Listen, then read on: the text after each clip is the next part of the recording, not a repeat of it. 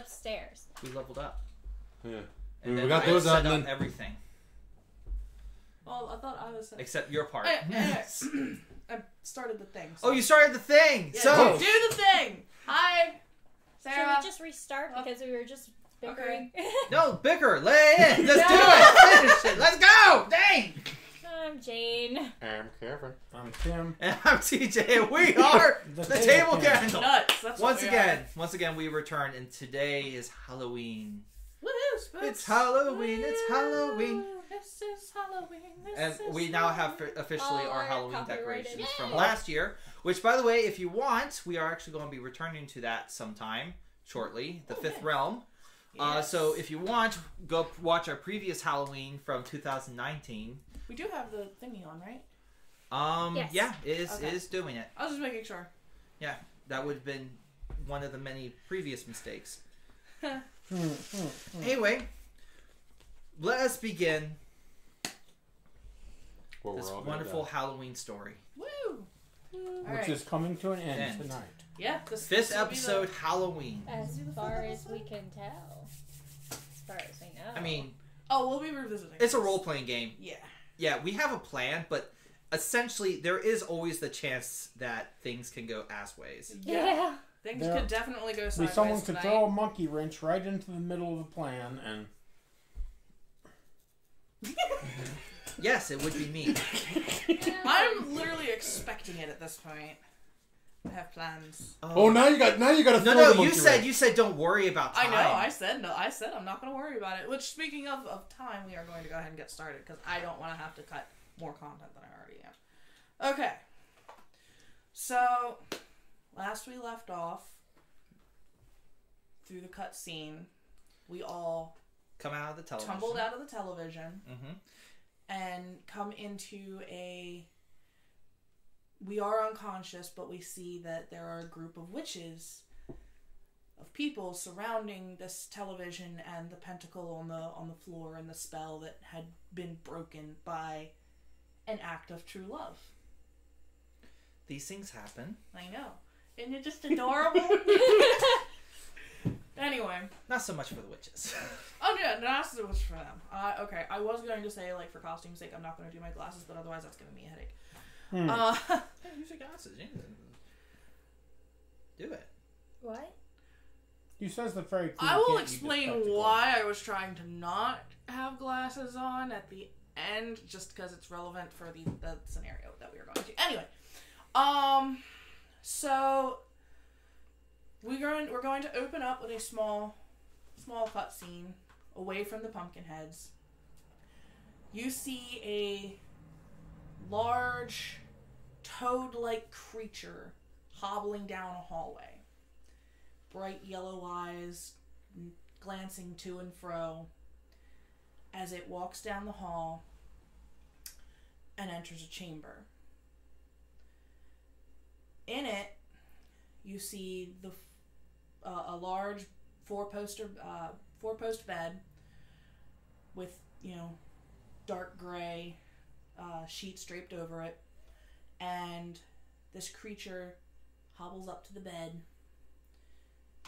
and croaks something. It's very hard to hear, to understand. But the woman lying in the bed, yes, I am aware. They will be dealt with. She looks something like this. That's actually really well done. I like That's that. actually pretty close to what I drew. Wow. Or let me show it to the camera. That is actually really good. Wow. That is scarily good. You Yeah, have a shout talent. out. I didn't know you had a That's talent for a talent. modeling. Jesus. Damn. I didn't either. Yeah, That's pretty spot on, man. Yeah. Were you pretty planning on spot trying on, to do bud. that? No, I started playing with it, and it's like, I'm going to make Mother May I's face. So It's like, continue. I'm just gonna do the thing. Anyway, so, as he said, that is Mother May I. This brown, warty-covered creature with arms too long for its body gently scoops up the old woman and places her in her wheelchair. covering her with layers upon layers of tartan plaid, and starts to wheel her down the hallway with the little squeaky wheel.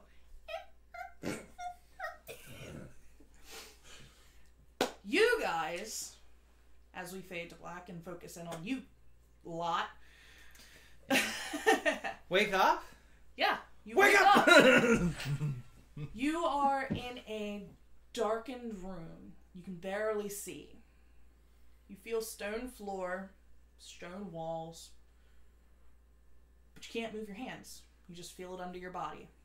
Mm. You are still in the throes of the red vine spell that one of the witches cast at you while you were unconscious. What do you do? Is Melvin unconscious still? No, you guys have all woke up. Where the Worst high ever, and only the third time I found myself in a dungeon. Third? Whoa. Third? Whoa! The voice of Faith is actually different. There is a slight difference now that wasn't noticed before. But it's hard to tell. But essentially, Faith goes, only the third time I've woken up in a dungeon. Kinky.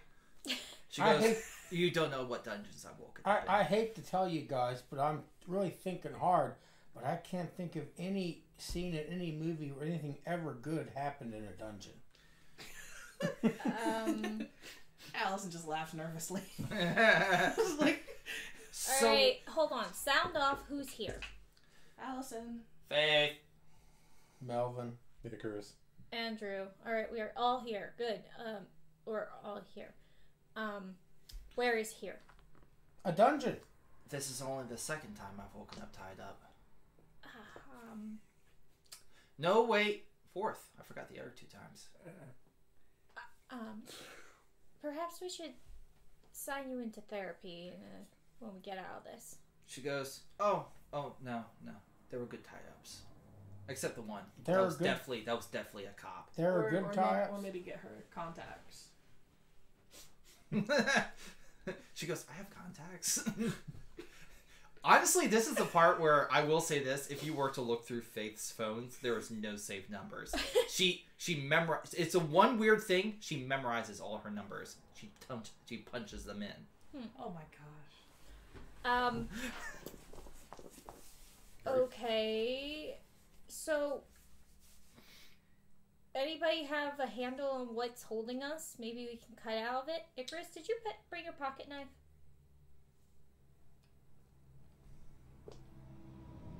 Nope.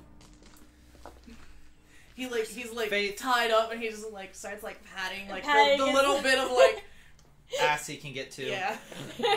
You does see Faith go, oh wait, hold on. You see her kind of roll and look at the rest of them. I see the vines. Mm-hmm. They're vines. They're some weird reddish vines with flowers on them. They're actually kind of pretty. They're not like the vines in the ruins, are they?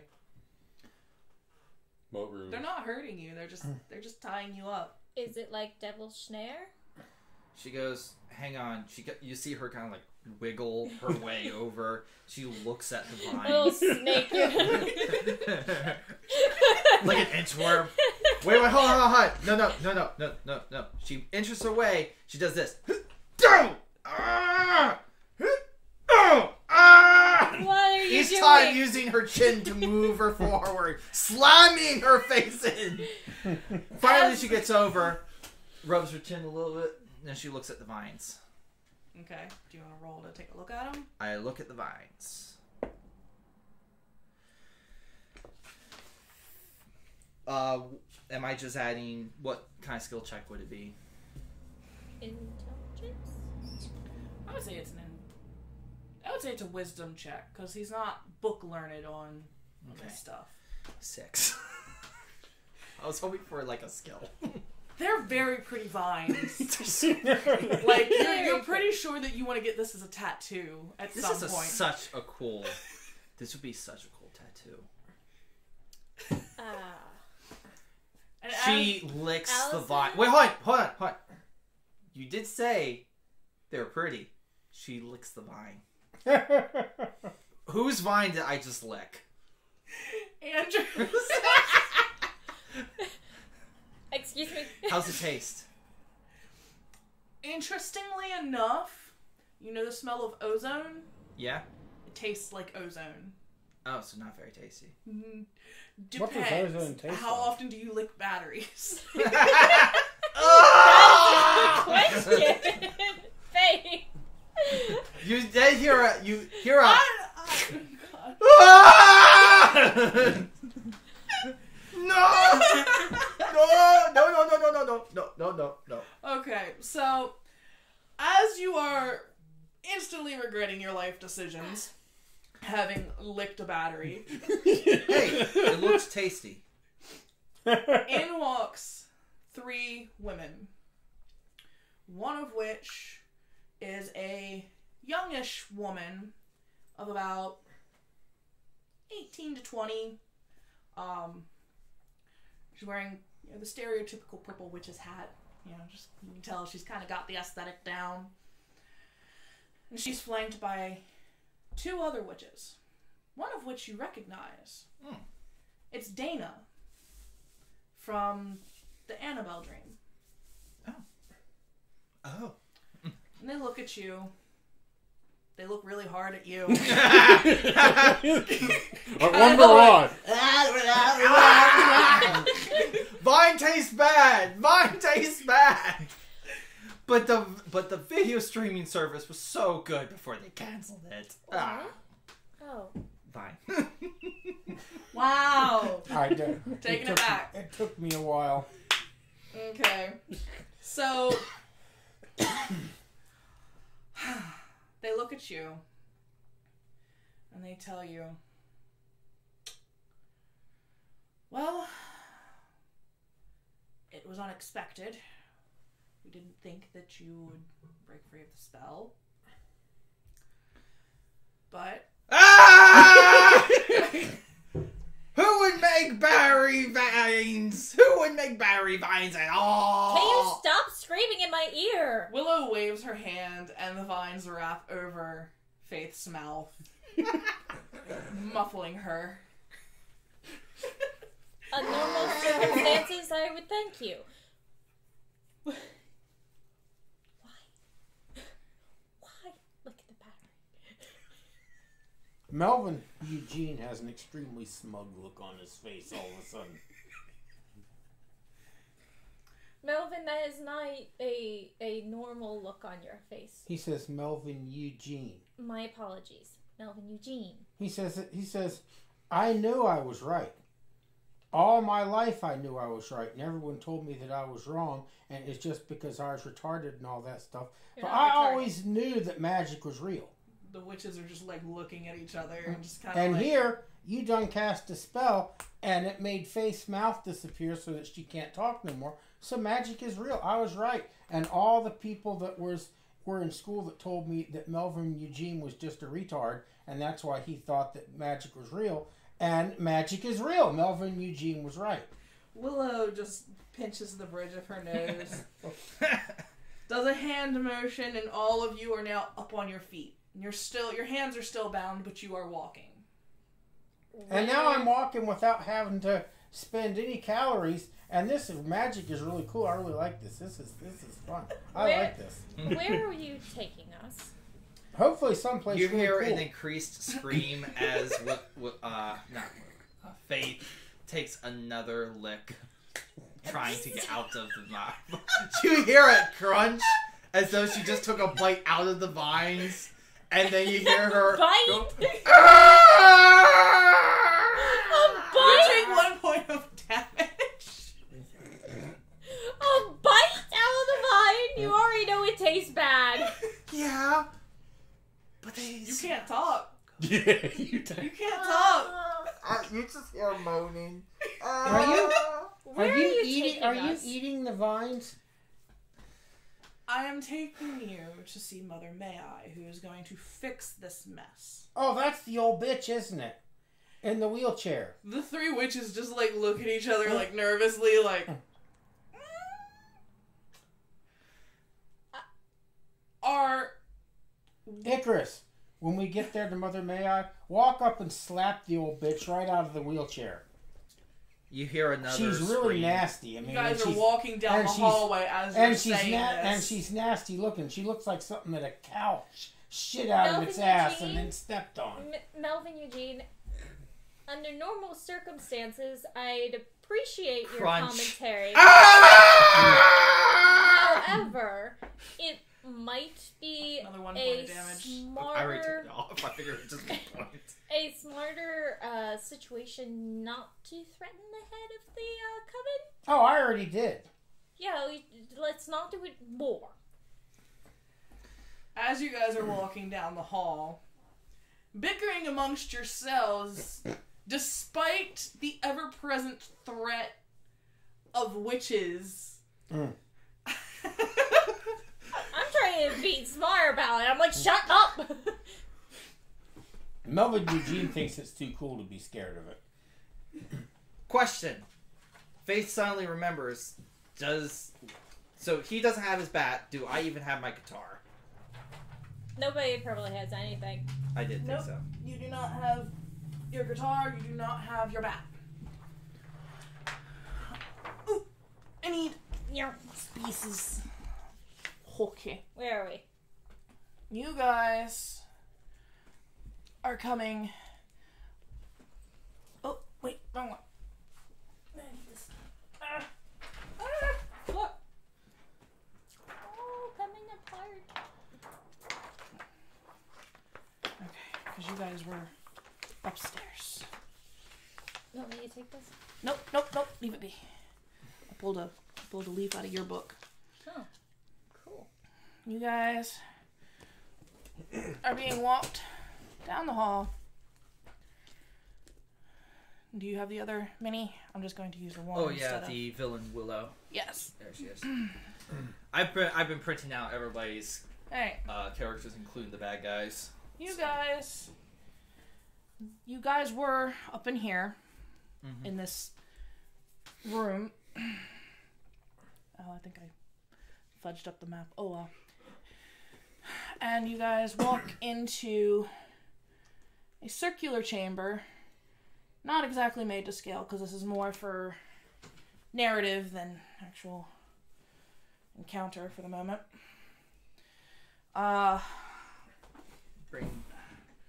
Yeah, I didn't have enough time for making everything to scale. It just kind of got drawn, so we're just going to have to deal. God, the camera saw all of us doing this. Close up and personal. Not that one. Woo! Zoom functions. Alright. As you walk into this room, you see books upon books. You see the stereotypical witch's tower. On one side, there is a stairway that goes up. On the other side, there is a stairway that goes down. They lead you down. Which, downstairs... So why did you just describe that? Just describe we went downstairs the thing. Why did you get the map out? Don't Do your question it. thing. I'm going to throw something at you, okay? I'm already stressed. I forgot which map was which, and I put the wrong one down. Okay? Yeah, that was a pretty dangerous look you just got. Oh, yeah. Yeah. I put the wrong map down because there are other things. Things will happen at other points. Anyway, you come down the stairs. When you throw something, just make sure your aim goes that way. I have good aim and an unlimited supply of math rocks. So Ooh. I have no problem. Have I chewed through my my restraints yet? Yes. That's what Will is doing. You have chewed Not through Will. the Fate. restraint. Oddly enough, considering Main it's characters. not a corporeal thing. It's really weird. Anyway, But as you finally chew through your restraints, you come into the tower, the lower portion of the tower, and you find an old wizened hag and sitting in a wheelchair in the center of the room. And behind her, along the wall, along just the plain stone wall, you see half a dozen other witches. Nameless. just kind of standing there, being ominous, menacing. What's I say? They're standing there menacingly, and you hear Faith go, and they're just standing there menacingly. You chewed through the vines One already? of the witches chuckles and then tries to cover it with a cough. You chewed through the vines already? Why would anybody make edibles this unedible? Don't eat it. Well, it didn't hurt. Crazy! It didn't hurt too much. That means that magic in real life here apparently isn't really powerful, or else these are just really bad witches. You do remember. They all just look at you. You do But he remember dies they put first. us in a television, right? Well, yeah, but I got out of the television and they couldn't stop me or nothing. I mean, that nasty old bat in the wheelchair, I was going to push her down the stairs, but... You hear a Icarus, low please, growl. Please help your friend. Before he And kills us behind all. Mother May I sits the toad creature. Toad. I've licked a few of those. It looks at you worriedly. It no longer wants to approach you. You didn't see her go. You didn't see her kind of like look up. She goes, "Yeah, kissed a few toads. Never got a princess out of it. That sucked." I used to... What was a princess that you get from toads? I used to have With one frogs. in a terrarium when I was a little kid, but I fed it to my snake. Enough! Silence! Old Mother May I looks at you, glaring. She's just 110% done with y'all shit.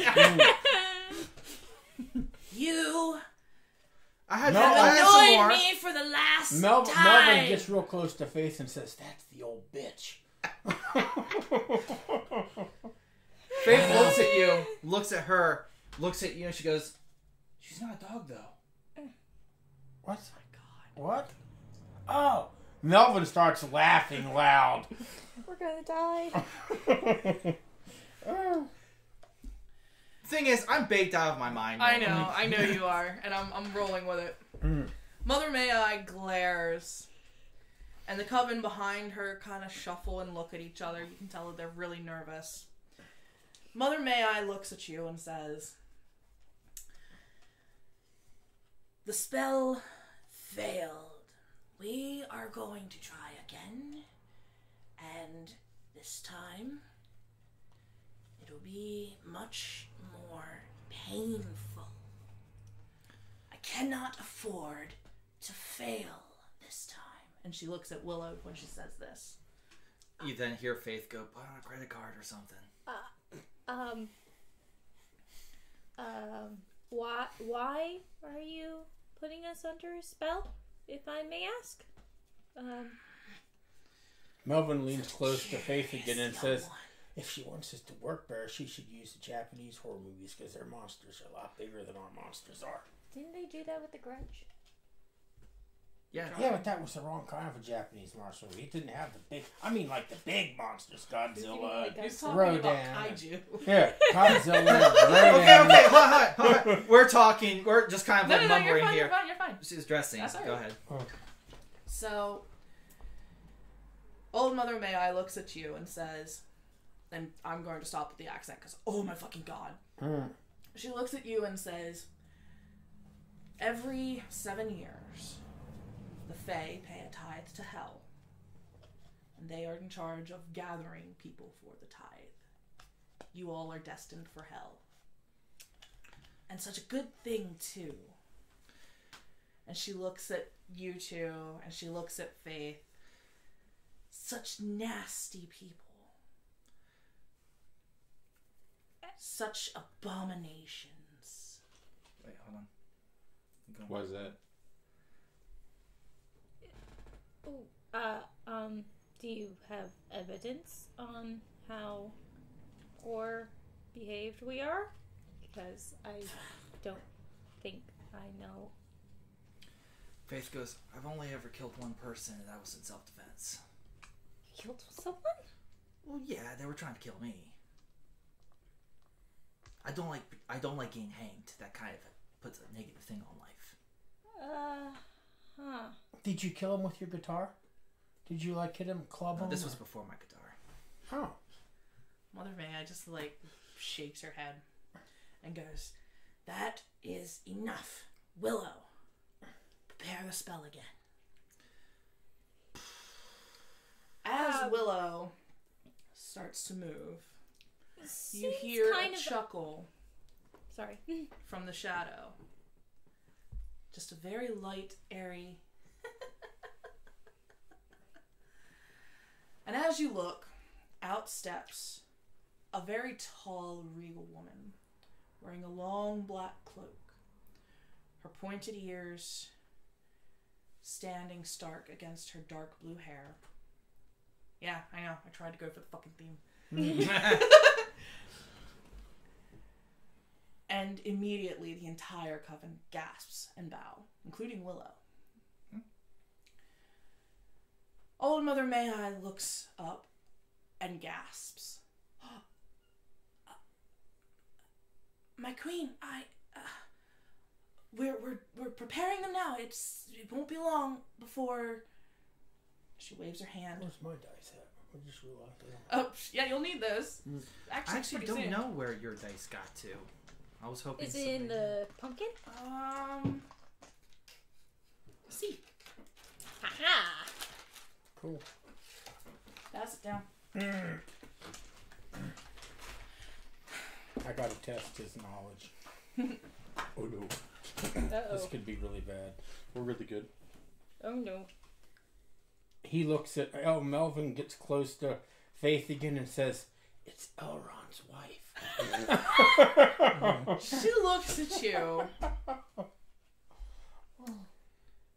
ponders for a moment, shakes her head, and just returns her gaze back to. And he says, Mother May "I told you, elves were real too." I am not an elf. Well, young you look child. you look like an elf. For the You sake got- of him, Witch, could you cover his mouth too? She talks over you. She's not paying attention to you. She's focused. She's whispering she's to focused on Melvin Eugene. What was it, Willow, right? I am the storm winds and the dark clouds. I am the eminence of winter and the inevitable death. I am the Grand Witch Mother, the Huntress, the Bone Mother. Well, you're not I all am bony. the Queen of the Unseelie Fae, Nick Nevin, and you shall address me as such, young child. Let's see what he. Oh God. Melvin has no fear of any of it. That's kind of one of his flaws. He thinks it's awesome. Miss Allison! Save him. Allison, through sheer force of will, snaps out of her thing, and all she does is Just arm. Well, He's trying to resist. okay. Oh no. He rolled very low again, so. 17. Oh, he rolled an 18. Miss Witch, Wait, what do we please add save to this? his Because I life. just rolled 17. Well, What gets added to that? Is it reflex? It's strength. Oh, it's strength. strength? And you got him at his strength. You're is terrible, essentially so. you're essentially trying to restrain him. Okay. His strength is You're trying to terrible. grab Yeah, I him. have like a negative. You one. managed to So grab him. 16. Okay. You- So you see Allison just go. And you hear, "You look like a." Wait, hold on. Faith is going to make a knowledge what she is roll. Okay. It's terrible. Do you want to do knowledge or do you want to do baked to reason? Baked to reason. Okay. I'm pretty You're baked. not baked. Unless you got baked off of the vine. When is she not? She did. She did. She got high off the fucking magic. And when is I literally put that in there in the mechanics. I was like, "There's no way she's going to do this because it's going to play in later on. Everything that I do is interconnected." Okay, so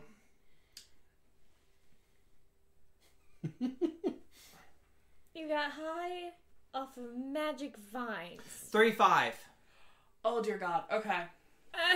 My baked to reason gives me What much. were you trying to find out specifically? What she is. Literally, I look at her and then suddenly it just dawns on me. I know what she is, what her goals are, everything about her suddenly just clicks into my mind. You don't know everything. I can't know everything, but like it's one of those. I know, but I'm saying you don't know everything. I would but know which buttons to flip if I wanted. You know that because you've listened to Allison just go on and on for hours about different magical things, especially you know, the things from While her on the homeland, couch. the Fae. This is the leader of the Unseelie Court. Now, the Unseelie Court is very dangerous. You know that they are easily offended. You know that anything that you can, or anything that you say can and will be used against you. And they do not need to be offended to hurt you. They are inherently malignant and malicious. The Queen isn't as well known. Even Allison doesn't know a lot about her. The Queen has her own motives. And you remember something about the Wild Hunt. You know that the Wild Hunt on Halloween, Nick Nevin leads her host of Slough. I'm trying to pronounce the words correctly, so if you are watching from Scotland, I am sorry. Because I am going to butcher your language. So, the Slough are very dangerous creatures, and she leads them every Halloween night. That is what you know. She, however, having addressed the little one, turns her attention back to the more pressing matter of Mother May-I. Mother May-I is in tears. She's cowering, shivering. She is afraid. Nick Nevin looks at her and says, "You cannot afford to fail again, can you? Seeing as your gift, per our contract, was unending beauty and youth. Yet look at you now." Melvin starts laughing while he's Just in your giggles. grip. Look at you now. A pitiful old hag, the head of a broken coven. You have a traitor in your midst. But I do believe that you have more pressing issues. And she turns to look at the group again. You five have caught me in an abnormally good mood. For you see, tonight is the Wild Hunt. I wish for sport. And you notice now that underneath of her cloak she is wearing a hunting habit. I desire sport. Tonight, you will have the chance to escape. You will flee before me and my host. Should you evade us until dawn, at first light, you will be free.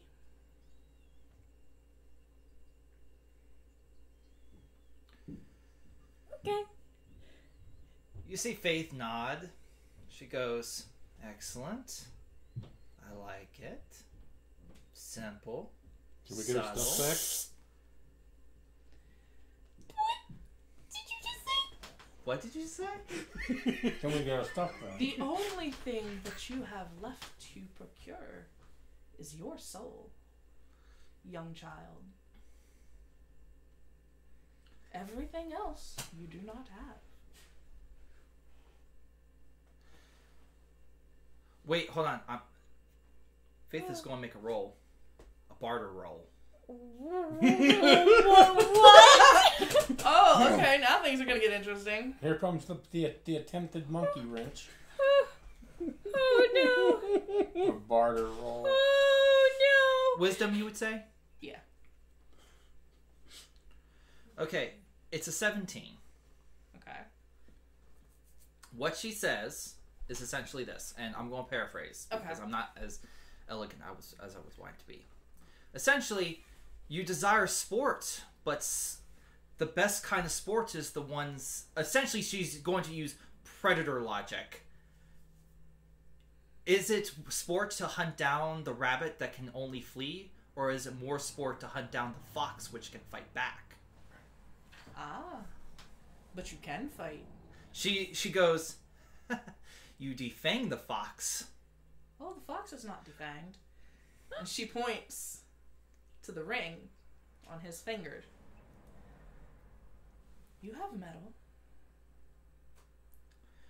You have strength. You have love. You have knowledge. And you have power. You will provide enough. You will provide a good hunt. Faith? This is actually a question for the Hero Master. Are you using traditional rules of the Fae, where We'll get there. cold iron? Yes. Maybe. You want to roll for it? Because Allison's going to roll for it. I will roll for it.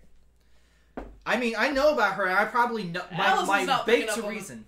I have 19. Allison's got her hands full with 20, Melvin not and a Eugene. dirty 20. You got a dirty 20. You know that What should I the use ring then? that you gave him, what was it, tungsten? It was tungsten. Tungsten has trace amounts of iron. You know it's not instant death the way cold iron would have been, but you're pretty sure that if he punches a Fae, it's gonna hurt. What were you rolling for? I was rolling to think about cold iron, but let's just put it this way. These vines they taste good, don't they? They grow on you. They grow on you, But, don't they? You see Faith kind of like nod, and she goes, perhaps. You see her pick up a piece of the vine, and she snaps it just like in, just like You a have your carrot. arms back? As she does that, you notice that the vines have been slowly decaying and falling off of you. You are now able to move. I do not, however, believe that it is wise to do so just yet. Bye. Faith then looks at her. Wise! Faith looks at her, and she goes, if we are able to evade you until dawn, we are free. Yes. Fascinating. How long until dawn? Oh. She kind of like leans and looks towards what you know is the direction of east. I'd say 7 hours. Okay. You know that it is just past midnight. And,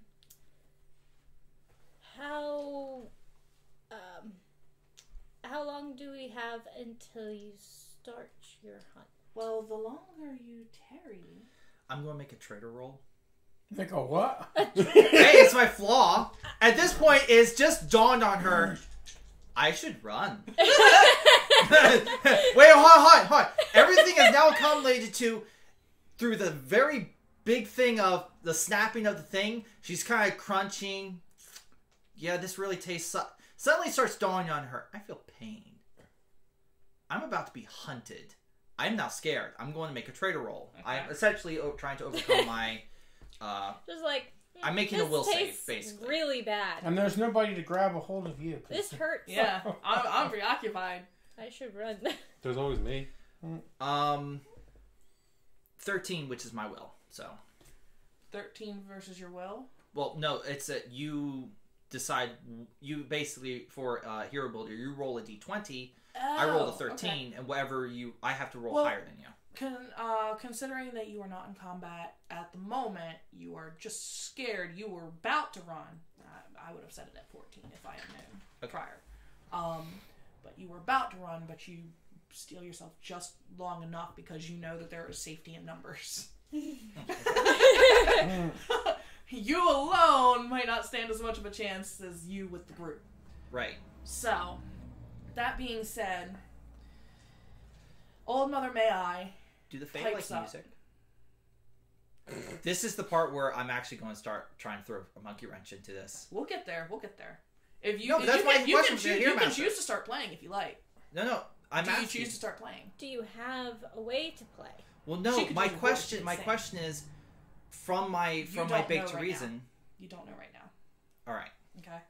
If you want to start singing, you can, but that's up to you. Music will play a part in it later on, just not at the moment. Okay.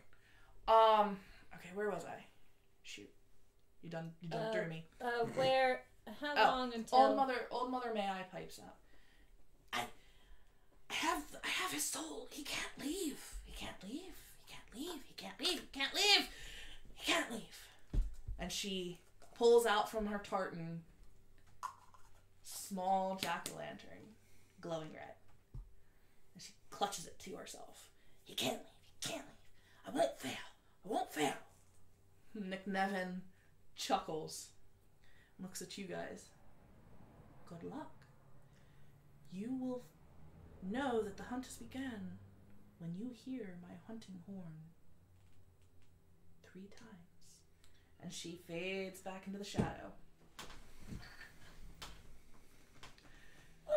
Old Mother May I is clutching the pumpkin. And the toad creature is moving in front. What do you do? Well, at this point, I have to know something. What's that? Is 1 2 now, or is 1 still 1? This would be the part where 1 becomes 2. 1 Okay. becomes 2. What do you mean? You then. What? You might need to say your trigger phrase. This is your trigger phrase time. Willow turns towards everybody, and she is about to cast another spell on everybody. I forget, what was the words again? I forget. You had 1 job, Kevin! I know! 1 job! I failed miserably! Here, just take this Ay, ay, ay. and this. I write it down on this. We're going to work on your theatrical timing. We'll leave you notes. You will have like a itinerary of interactions, like certain interactions. Everything else is freaking candid. I'm just wondering how badly Melvin offended her by calling her an elf. Oh, she's going to remember that. Yeah. Like it was like a little like Nick Nevin will remember this. But Willow looks at everybody, and she's about to cast the Vine spell again. We can escape. I can lead them. She looks at you and she goes, "You know what? Many have said that before. But you're the first I believe." She looks at Mother Maya and she goes, you see her hold out her hand. She's going to attempt to summon the pumpkin to her first. Okay. I have it. Okay. Oh, I'm making my attack. It's over here.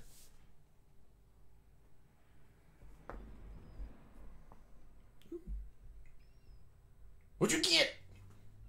Don't leave us in suspense. This is good. I like this. This is even better than what I had planned. 21. Oh yeah, you get it. You see her summon. You see Mother May I am losing my fucking hair.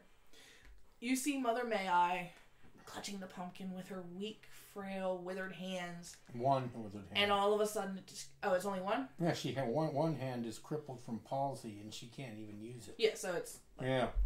I remembered that. I was like, wait a minute, did she lose it at some point? Nah, she No, just, no, it's, but she can't do anything more than this. Yeah, she's got the one like, Mhm. and then, So she's clutching the pumpkin to herself, but osteoporosis is a bitch.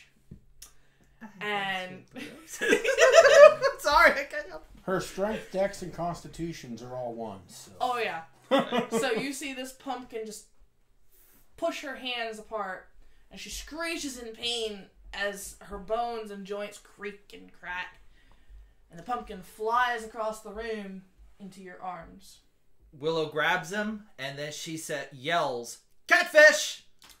And just like that, in a poof of smoke, red-colored, of course, for aesthetic purposes, all of you vanish from this room.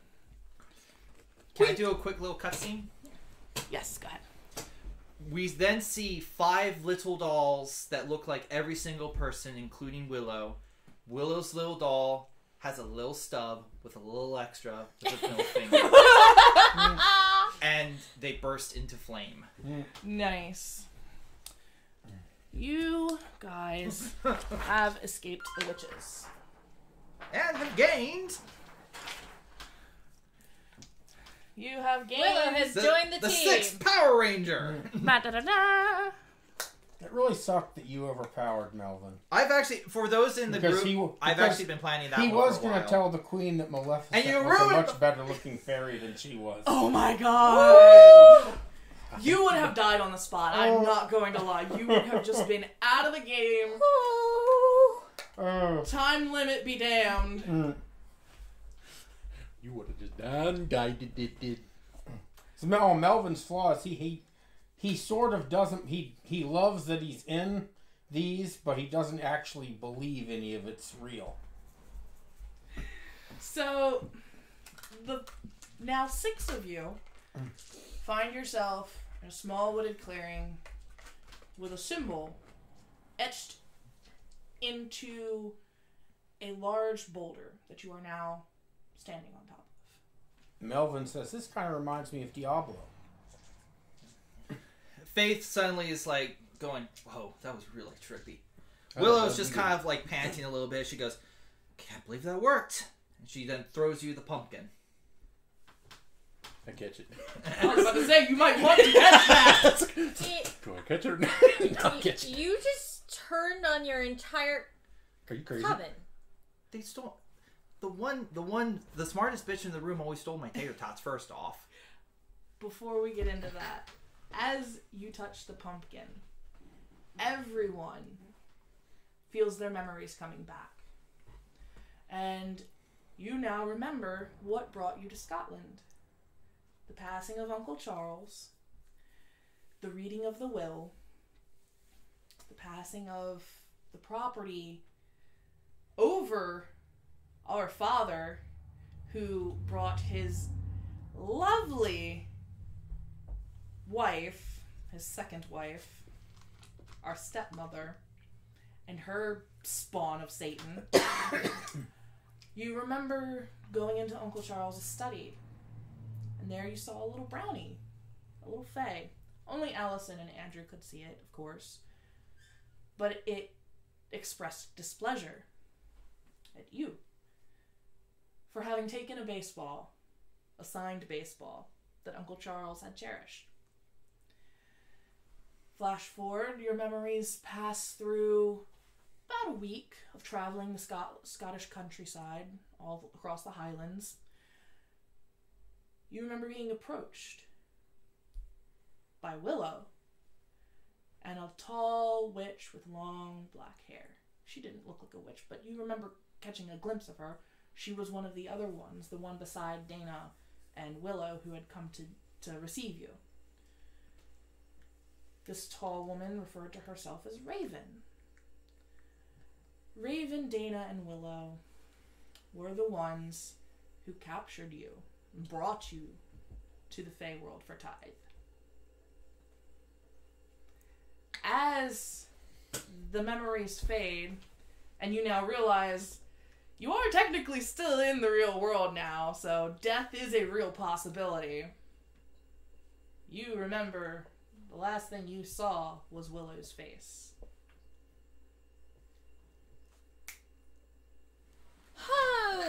Okay. Well, shit. Why? She goes, lot to explain right now. Not enough time. For now, let's just put it this way. That traitor that the big queen was talking about, yeah, that was me. Screw those guys. I'm going home. Screw those guys! I'm going home. She does it just like Cartman. It then dawns on Melvin. Melvin looking at her, it suddenly dawns on him. This is a woman to be quizzed on every single possible piece of media. Because she is a big television and movie nut. Not just horror. You guys will have some Name it. fun conversations. Melvin says, Did you come up with all those scenario things we were in? She goes, I came up with the alien one. Thanks. You're welcome. I sense the salt in this one. She goes, but it's the moment that I realized my plan was going to work. Well, that was really cool, but I don't think a real xenomorph. I don't think a baseball bat would have really worked on a real xenomorph and all. I mean, the acid probably would have melted it all. So I mean, we got a lot to talk about. I mean, I can give you some. She goes.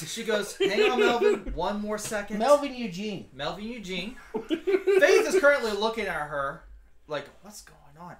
You then see Willow walk over to the thing. There's a little doctor's bag. Uh-huh. She walks over to it. She pops it open. You see her reach in. You see her pull out a scroll. Okay, quick question. This scroll wasn't on the list, and I just thought of it, considering. She goes, but she would have made it knowing in case of emergencies. She goes, we kind of need, I don't care what the queen says. We kind of need more than just your little ring right there. You then see her, and I'm going to, what? Do it. What? Nothing. Don't mind me.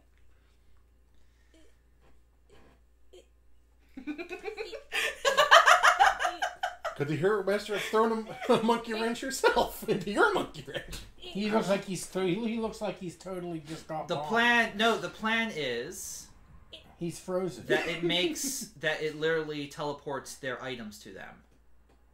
This would have been a contingency plan of hers. Okay, yeah, because she was planning this pretty far in advance. I'll allow it. Just in case. I'll allow it. That's what I'm trying to do. Okay. She casts the spell to teleport their items back to them. You now have your bat. Faith has her guitar. You have your... What does she? Fabulousness. Your ascot. My ascot just tied on. Your scarf. It was a piece. How do you think she was able to make a connection to you to do that teleportation spell? You have a comic book, your favorite comic book, which you love and cherish, and is still in mint condition. So you tuck that in your shirt and hide it away, because it's Superman issue 1. Oh, actually, it's Incredible Hulk number 225, the first appearance of Wolverine. Ooh. Nice. Is he a Wolverine fan? I'm a Hulk and Wolverine fan. Nice. Okay. Yeah, and he was actually originally called Captain Canada. So glad they changed his name. I'm sorry, it just doesn't roll off the tongue. No, it doesn't. Doesn't. Wolverine, got it. Anyway. Sorry, I was having the final item scenes that of Hugh Jackman appears, in my head. and the final item appears is probably her crystal ball. Yeah, it's her. It's not a ball. It's a box full of crystals and stuff that she carries with her. Okay, so you now all have your items, be they for comfort or utility, and you hear in the distance. No. Wait. Okay, go ahead. That's 3. Allison, do you remember anything about trying to hide from that hunt? There is no hide, just run. She goes, actually, you then see Willow hold up a finger and, wait, this is the part where I'm going to roll knowledge of the Fae. Okay. Because this is the part where I don't know. You're fine. That's why Knowledge of the Fae. That's why I told you, take knowledge of the Fae, and that way you can roll and I can give you information. I planned this in advance. Oh my. I feel more prepared than I did with Annabelle, so we'll just go with that. Annabelle was your first time, so. Yeah. 19. 19. Okay, what is it that you're trying to find out? Excuse me, nobody touches a unicorn's horn. The Fae Those are are magical. The ones that are going to come after us are the wild hunt. The Fae. A circle of will, just like the salt circle, done in your very first one, would probably stop them cold in their tracks. Normal Fae, maybe.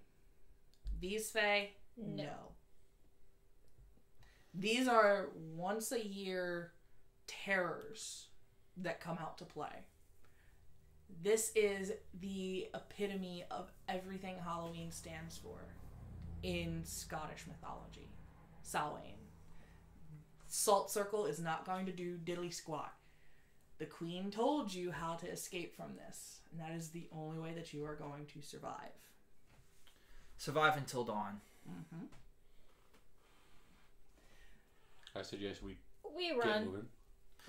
You then see Willow do this, and she goes, this is the part where the Hero Master is going to, this is where the player is going to look at you and go, she said dawn. She didn't say what dawn.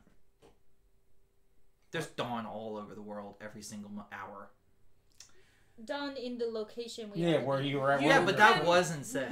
With your knowledge of Fae, you can safely assume that dawn on Scotland, Okay. because the Wild Hunt only rides at night. Okay. So you guys run off. We book it. Yep, we book it. All right. And there's Now- Willow holding onto her witch's hat with a doctor's bag. Now comes Willow. the mechanic that I... Oh, go ahead.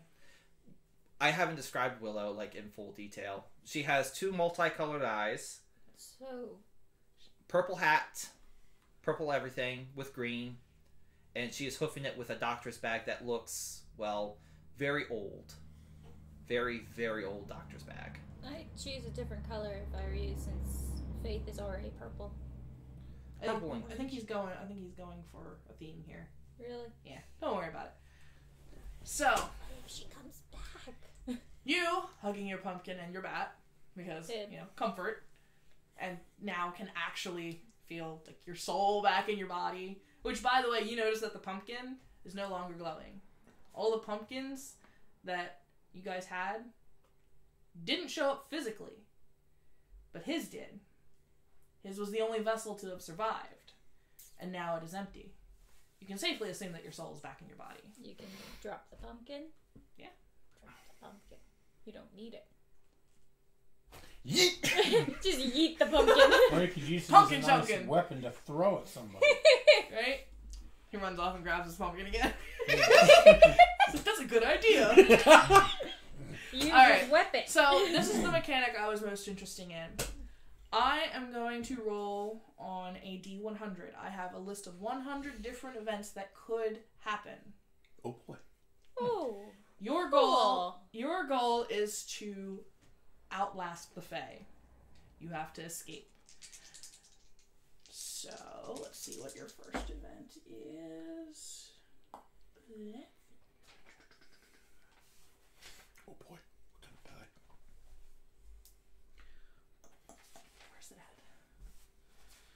Oh, bugger me.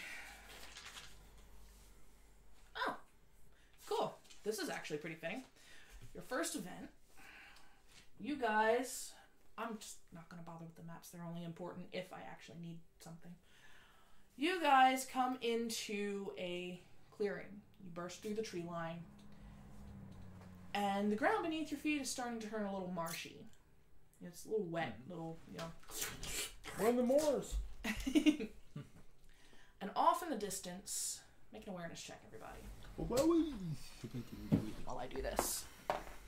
20, natural. Melvin's not aware of nothing. I got an 18. 20 dirty. This is just going to be the general map of every Blah, blah, blah, blah. encounter, Blah, blah, unless blah, something specific is needed. Okay. Picture this. Sicily, Willow. 1982. Willow is running with them. Her awareness, because she's headstrong, Pardon. she is too busy talking about... Basically, she's talking shit about the entire coven. She's too busy talking about shit about the entire coven, Raven was which is still not in making her cause. aware of Okay. her surroundings. That's So, fair. So, who got over a 16? I got a natural 1, 20. 2, Faith. and Faith. Okay. You three notice, you with your, you said natural? You with your natural 20, you see 4 or 5 of them. Little soft blue lights glowing in the distance. As you're moving through this marshy area. Those aren't good. That's not good. Don't know what they are, but that's not good. Do you point them out? Yes. Willow immediately looks at them and goes, "Oh, yeah, don't go near those. Bad idea." Duh. I would say just with passive knowledge, you know it's will-o-wisps. Oh, yeah, no, even I know it's Okay. will-o-wisps. Okay. So do you go towards them? Do you change your course? What do you do? Change course. Yeah, we changed gotta course. stay Stay away from them. will-o-wisps. Okay. Left or right? Where are they? Where are they? They're like dead ahead, off to the right a bit. The Everyone left. everyone notices that Melvin has stopped running and he's staring at one. One of them is starting to float closer to Melvin. Grab him. Grab him. You then see him just walk back. Yoink. Grab him by the shirt collars. Come on, we're going this way. Melvin just might be a monkey wrench in all of yous. He's the ultimate monkey wrench. You see them starting to like follow you through the trees, almost like they're dancing, trying to tempt you off. But eventually, Who grabbed him? Come on, Icarus, I want to see it. I mean, let me go. I want to see it. It's cool looking. Another time, perhaps. Melvin Eugene, this is dangerous. It's not like before where we just come back to life. We could die. And I really don't want to have another funeral. He says, they're lightning bugs. They ain't gonna, they're No, not gonna... they're not. No, just trust us. Please, I want to look at them. Please, please. You can look at them in A book.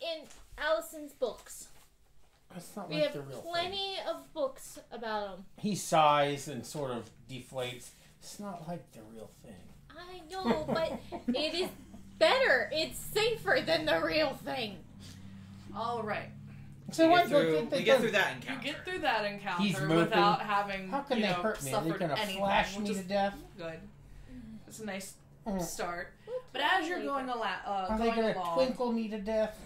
as you're going along, Melvin Eugene chattering away, making his displeasure very much known. Mm. All of a sudden, you hear, and you are attacked by 10 goblins. Party poopers. Punch him. Roll initiatives. Punch him. Oh. Melvin got a... What did Melvin get? Shit, Allison got a 20. Melvin got a Faith negative rolled 2. absolutely horrid. Melvin rolled a natural 1 and he has negative 2 too, so he got a negative 2. Jeez, Melvin just like tripped over himself and like face planted. He's too busy complaining that he didn't get to go see the Will-O-Wisps. Well, now he gets to see goblins, so So I got a 6. you got a Do 6. you need more? Because I rolled more there. Yeah, no, I'm gonna say like do like 3 rounds of combat. It shouldn't take too long. I just wrote them on. It's Faith got 9, 6, and 4. I'm having a brain. Melvin goes dead last. Could be worse. Having a brain. Where'd my shit go? I got a pee. He's got a pee.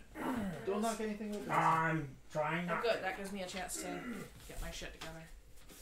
I find that funny.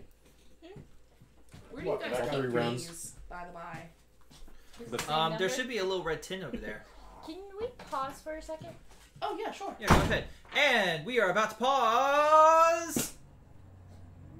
What is this? The little pause button? Yep. And we're back. So, Flash cut. flash cut. Do. All right. So initiatives were rolled. 10 goblins.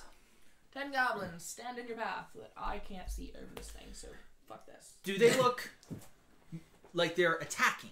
Oh yeah, they are. Oh yeah, they are they're coming part at of you. the hunt. They came hooping and hollering out of the trees. So. What do they look like?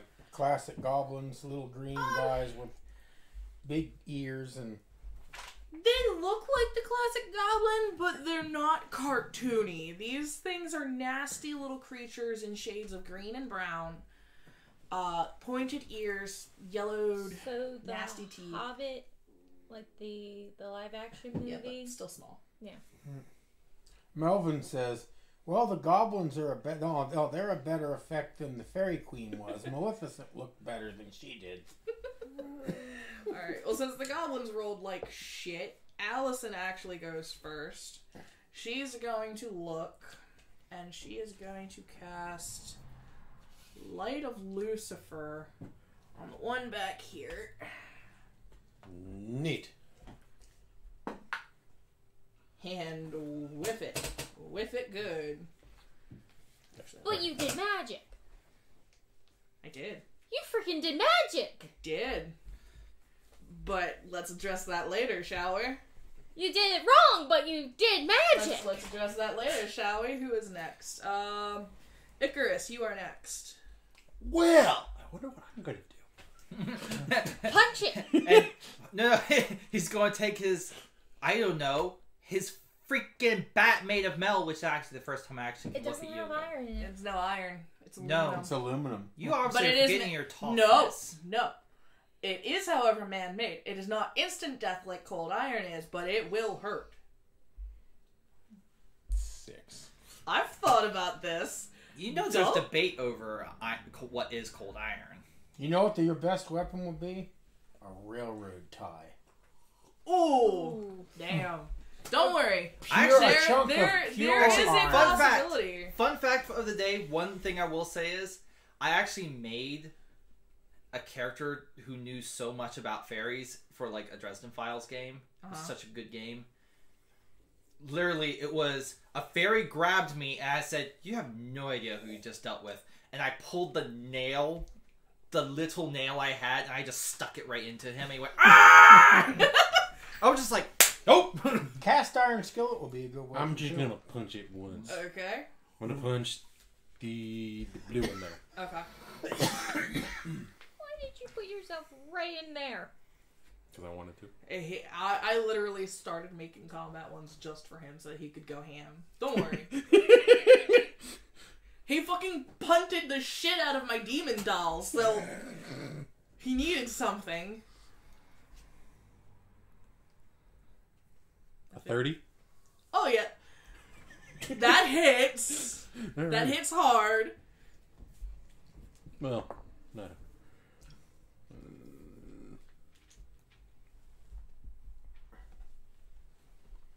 For 13 points of damage. For just my fist. I don't know what Okay. you would. No, that's fine. Did you use your fist or the bat? The fist. Oh shit, okay. Well, damn. If I did the bat, I would do a little more damage. You don't mind me? Okay. Well, who's next? Where'd that go? Yeah. Willow is up next. Willow, you then see Willow around. She's going to make her skill check, which is picture in the mind's eye. Which actually Faith is on deck too, so it'll be you and then you again. Okay. You and you again. So she's going to make a believe skill check.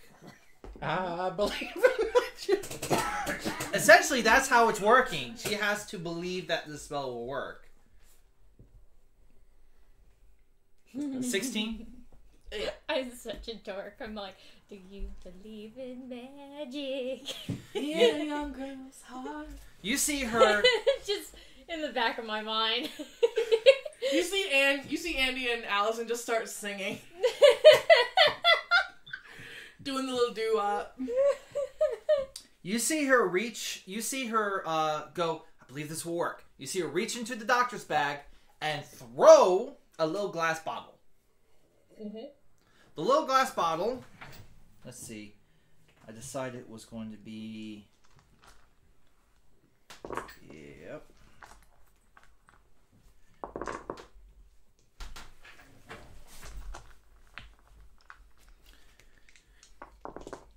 She throws it to... How big is it? It's burst 2, so... She's going to throw it there. 1, 2. 1, 2. Oh, jeez. 1, 2. 1, 2. Essentially capturing all those guys right there. Okay. What did you throw? I threw a potion of fouling. Okay, what's that do? Not potion of fouling, fume of fouling. It bursts onto the ground, shattering, and out from it comes a, for lack of better words, yellowish cloud of pure, unadulterated disgust and damage. And she is going to make her... It's going to make an attack roll against their fortitude. Can I have a little note card to write? Yeah. Bum, ba-da-dum, ba-da-dum, bum. Actually, no, here's what we're gonna do. Alright, I rolled a natural 19. Okay. So I think I'm going to hit that. Yeah, you hit all of it. I was about to start adding things, so it's a natural 19. If that doesn't hit something. So, if that's a hit, then I start doing my damages. She rolled so low on damage.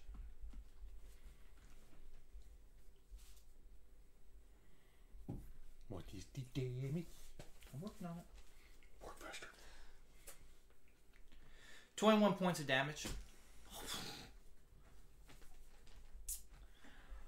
On all of them. Poor goblins. Just all of them immediately drop their little clubs and sticks and stone knives and just curl up and go. Just start puking everywhere. They're alive. But they probably wish they weren't. They really wish they weren't. Faith. Faith! She's going to look at everybody. She's looking at the combat going on. Essentially, Willow just wiped out half of that. She goes, that was kind of cool. She pulls out her guitar. And she is going to... Decimate the rest of them. Nope. She is going to do Mono Man, which essentially takes her 2 actions for this round. Okay. She's doing it right. It's not until next round I can take the final action to do it. So I'm starting to play music. Okay, so you're, starting the battle You tones. mean you No, didn't not kill- even you battle didn't tone. It's kill actually anybody? kind of mellow. It's just like, Yeah. oh gosh! It's just like... You just punch me. I had to move up there. Next round, I'll be Just doing because that. it's battle tones doesn't mean it's like anything. Did you use any action? Ah! No, come back! Did you use any power points? It's actually kind of mellow. I just literally straight up shoveled my fist into the goblin's face.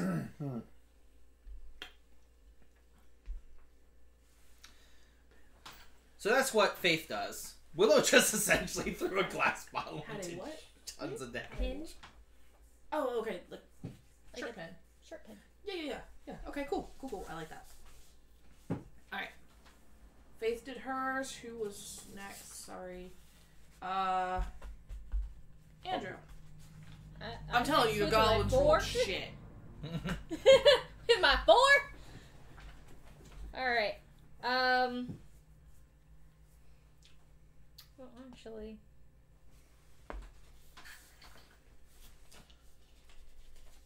But So, honestly, he was freaked out that his sister actually did bloody magic. He was like, what? She's still like looking at her hands. You did magic! And he puts his hand on his chest and wishes he could do magic too in some secret way. Like,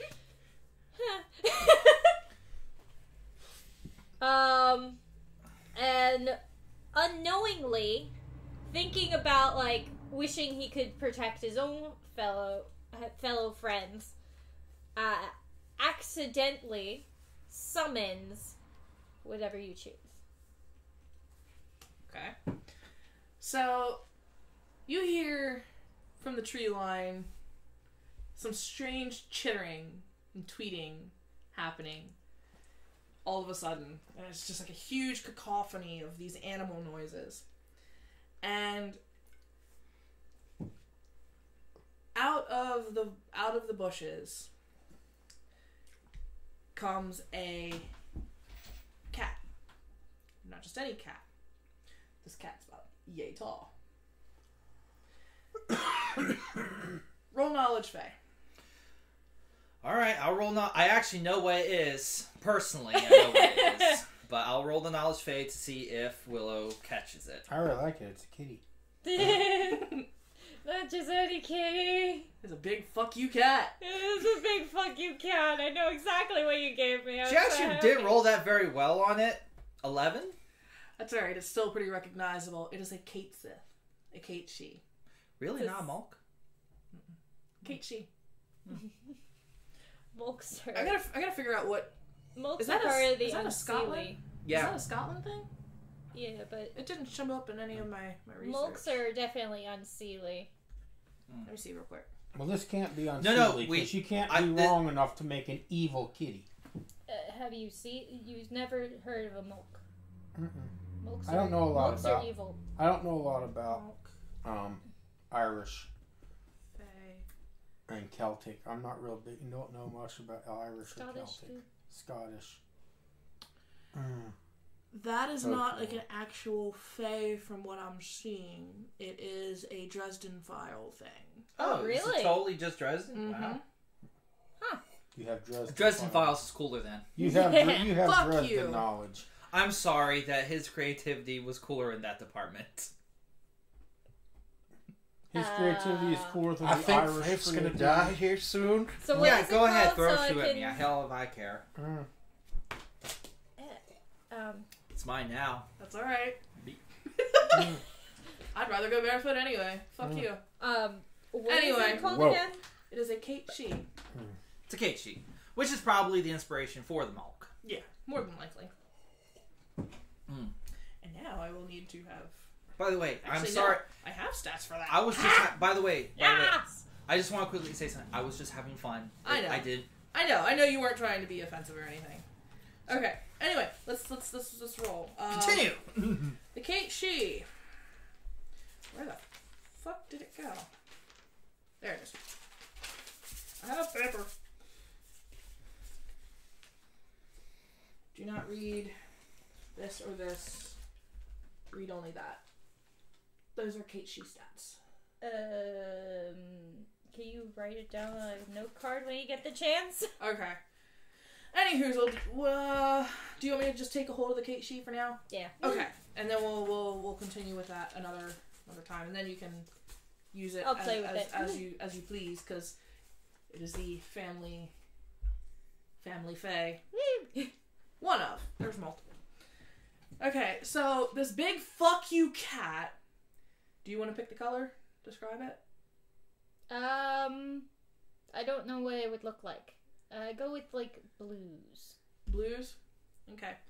So you see this big fuck you cat. It's really dark in color, but as the light from the moonlight above hits it, there's plays of green and blue as if oil on water. Oil on dark water. And this cat hisses, and now I'm going to need a fucking thingy for the cat. Cat shall be... Maybe one of the bigger ones. It's not that big. No. It's a big cat, but not like I can sit and ride on the cat. Cat will be green. Cat will be green. No. And the cat comes running up to you. And it is going to rub against your leg really quickly. So, and then it is going to pounce on this one. Doing Pouncy. Taking away one of your kills. a bite attack, which Not quite near him. 16 does I hit. got two in my So I'm too busy to notice what's going on beside me. that's 10 damage to that one. So takes a pretty nice chunk out of it. I gotta find my goblin sheet again. That's alright, I have my goblins memorized. That's fine. Not worried about it. 17 and Let's go eating. Who's Right. next? that would be Probably goblins. yeah, the goblins are next. Well, I wonder where two of them are gonna go. Two of them are gonna whack the shit out of you. You're surprised by that, aren't you? Oh yes. One completely trips over himself. Neat. Remember, if we roll a 1, we have to do the spin wheel.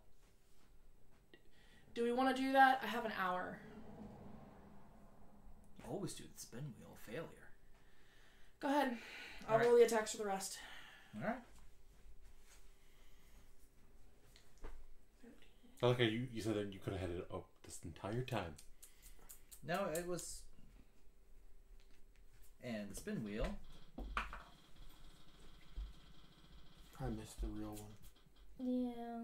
We gotta get repaired. Oh, you're gonna like this. What's that? Used the wrong weapon. It could be anything. Pulls out his lunch. It's bread. So, you know the chittering and cacophony that happened earlier where all the woodland critters had kind of come out of hiding and were running around in the trees and the leaf litter? A squirrel had crawled up into his pocket.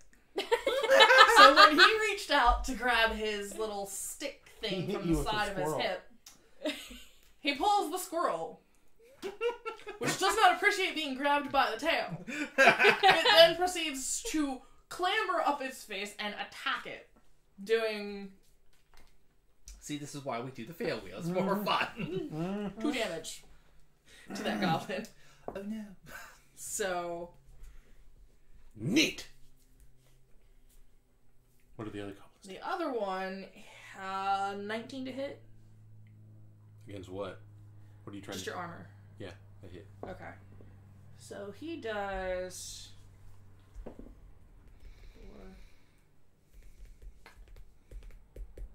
5, 6, 7 damage. Meh. Yeah, I was about to say these things aren't made to like last very long, Just gonna yoink that real quick. and they cannot move very far either. 1, 2, 3. He can't really go there, so he's not gonna go any further. He's not gonna want to go into that mess. And there's a big fuck you cat there that he's gotta take care of. It's literally just for that round. It's now gone. Oh, okay. It does damage and then it dissipates. What's that, their cat? No, the These guys His, are, Oh. for thematic purposes, they're still like trying to like get up off of their knees. They took such a big hit. They're not getting up this round. 1, 2, 3. Can you move diagonally? Yeah. 4. Okay, so one's going after you Ah, because you summoned the big fuck you cat. I didn't mean to. Just kind of happened. 26 to hit.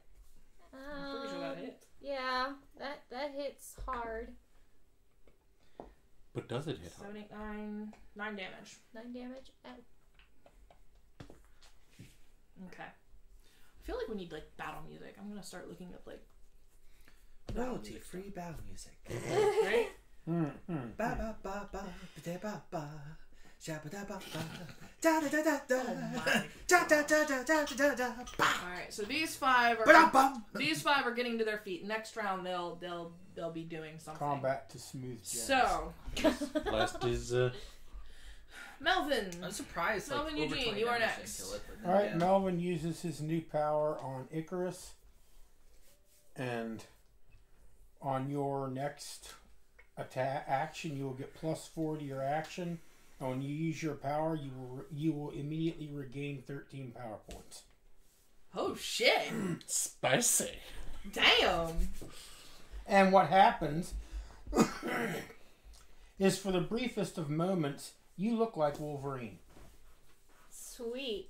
He pulled a character out of his encyclopedia of comic book knowledge and granted you its power for that round. I like this. This is cool. We'll make this a thing. So, next up then will be Willow with Icarus on deck. All right. Willow. Will now make another believe roll. Do you believe in magic? 13. Yep. All right. And then she is going to use. There's so many of them. Screw it. because I think in multiple dimensions. Oh god. You see her pull out another scroll, and she flicks it into the air. It unravels, burns up as it goes, and it says, "It's the blob!" And she summons The blob. Let's see, hold on. Sure. 1, 2, 3, 4. 4 squares in the air, the blob, which then proceeds to fall and land on all of them. So that's 4 squares, right? Uh-huh. That's 4d6s against... Well, first it's an attack against the reflex, I would guess. Mm-hmm.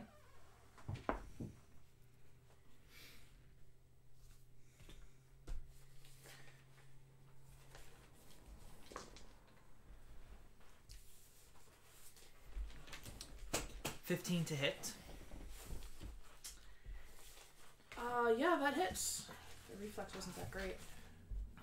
That's 4, so 1, 2, 3, 4, 5, 6, 7, 8, 9, 10, 11, 12, 13, 14, 15, 16, 17. 17 points of damage as the blob lands on them. And it's not the blob from the movie, it's a blue blob. You see these poor goblins are just having a rough fucking time. First they're puking, and next they're being dissolved by a blob. Did I lose a piece of paper? Anyway. Yeah, Which, mechanically, it's... when something falls or it gets knocked back and it hits something, it does that many tiles in d6s of damage. Yeah, they immediately are just dissolved into this thing. You see, like, the upturned looks of horror just slowly melting off of their fucking face. Oh, those poor goblins. So, yeah. You can- Oh, which reminds me, actually.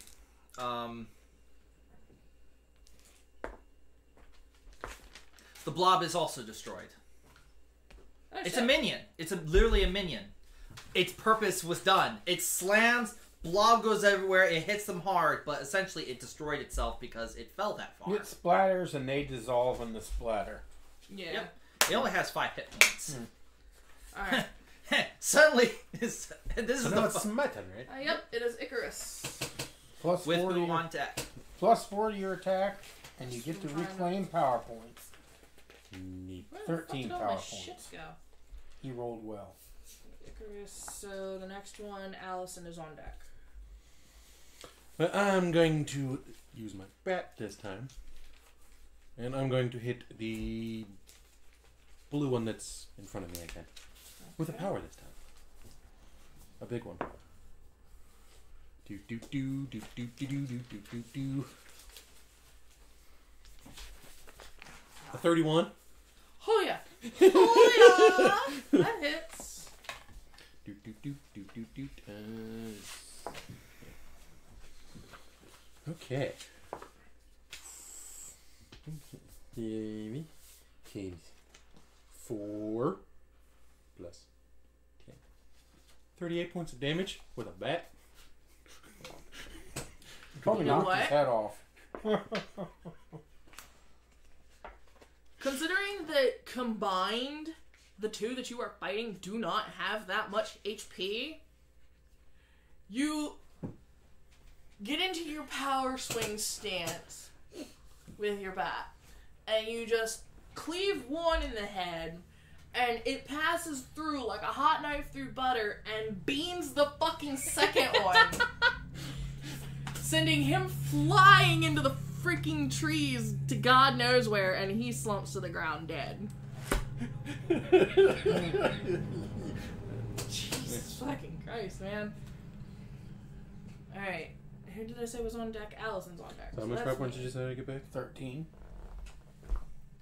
He rolled well. He can only do that power one more time, though. Oh, Then he okay, didn't. cool. Allison is going to cast,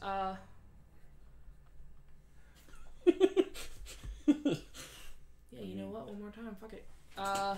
Yoink. She's gonna go Light of Lucifer again and try and hit the one attacking her brother. Neat. She would have saved it, but right now there's one trying to attack her brother, and she's not having that, and she actually hit with that. So that is... I have enough time. I have enough power points to do that attack again. Ooh, Just that attack. 6.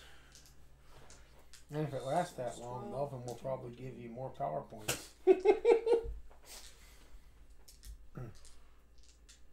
So...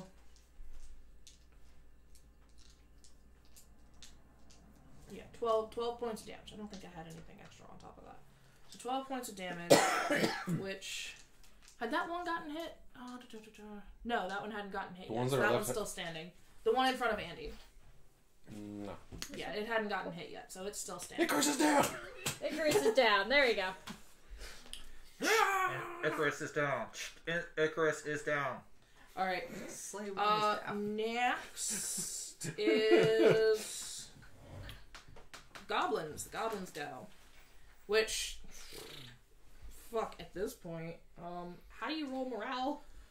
Morale is you roll a d20 and essentially, depending on what their morale was when you created them.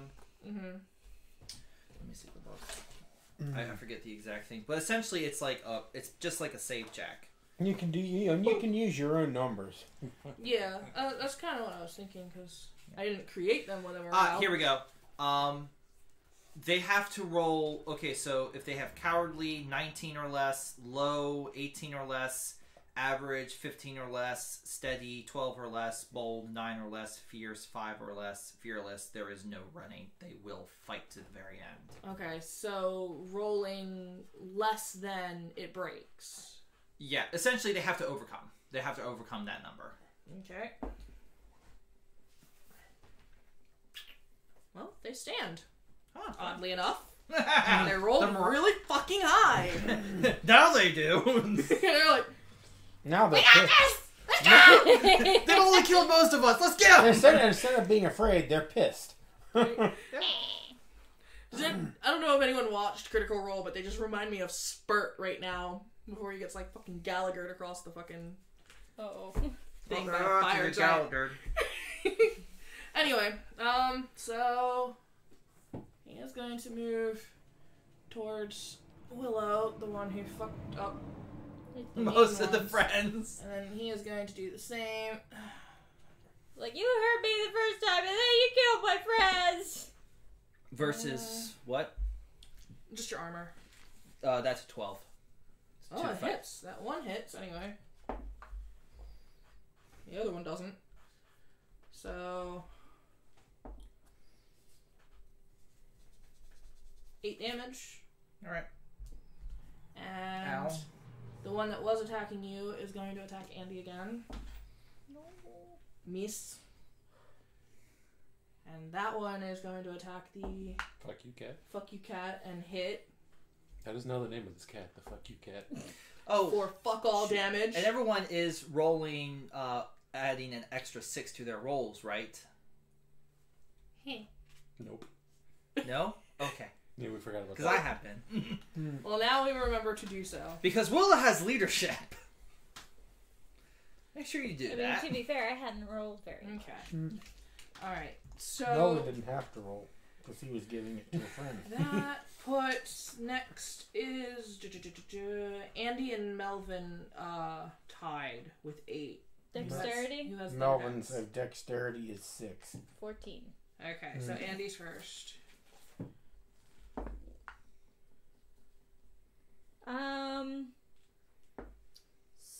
16 against this guy's armor class. Oh yeah, you hit. Alright, I've actually made a power that actually fights people.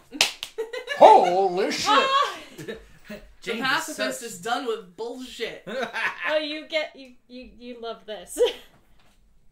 Remember, my character is based off of what if Disney made a prince. Princess. A prince. Oh, a prince. Okay. Like a Still, Disney same thing. prince. Same thing. S. That was not a lot. He backhands with 4 damage.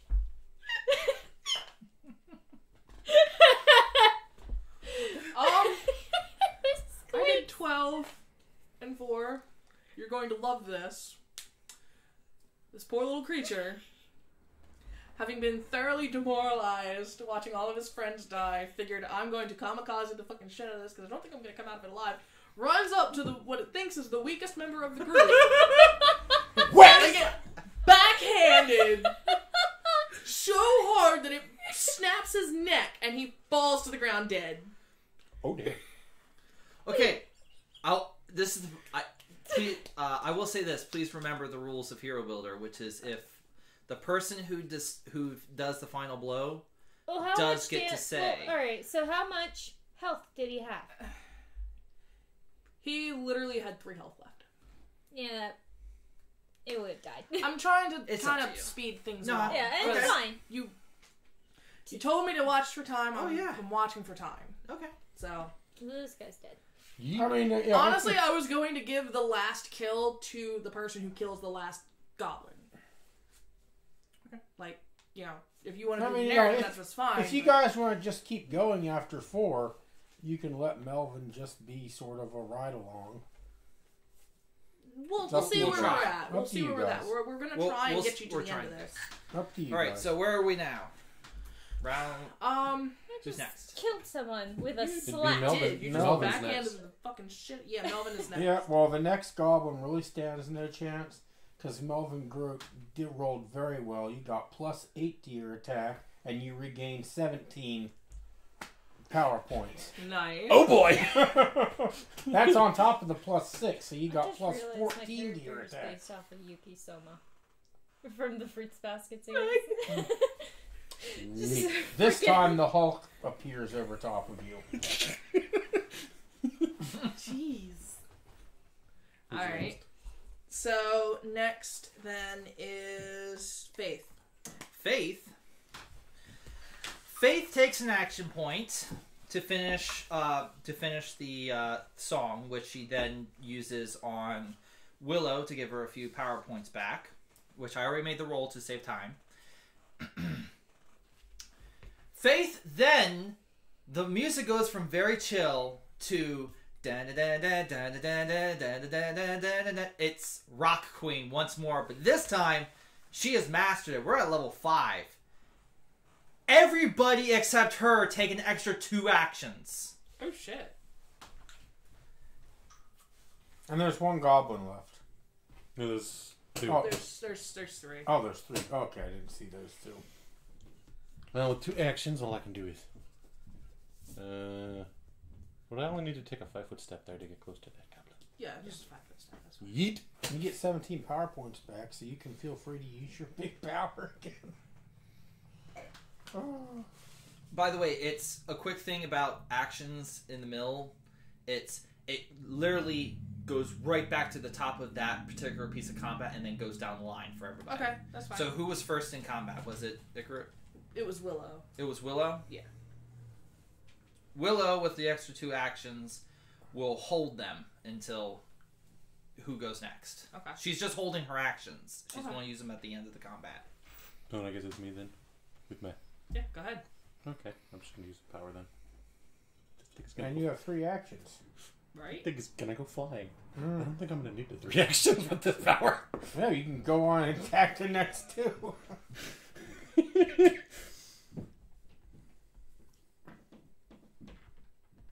31 to hit. Yeah.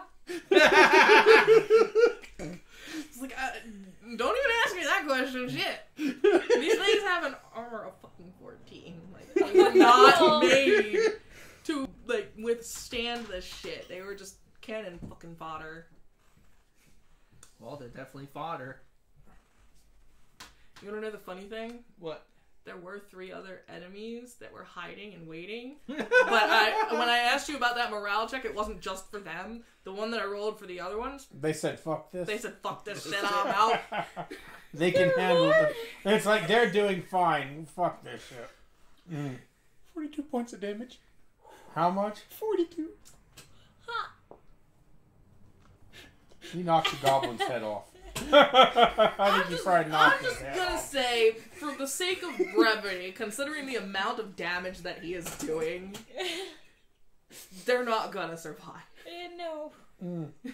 I think you knocked his head. The clean others off. run?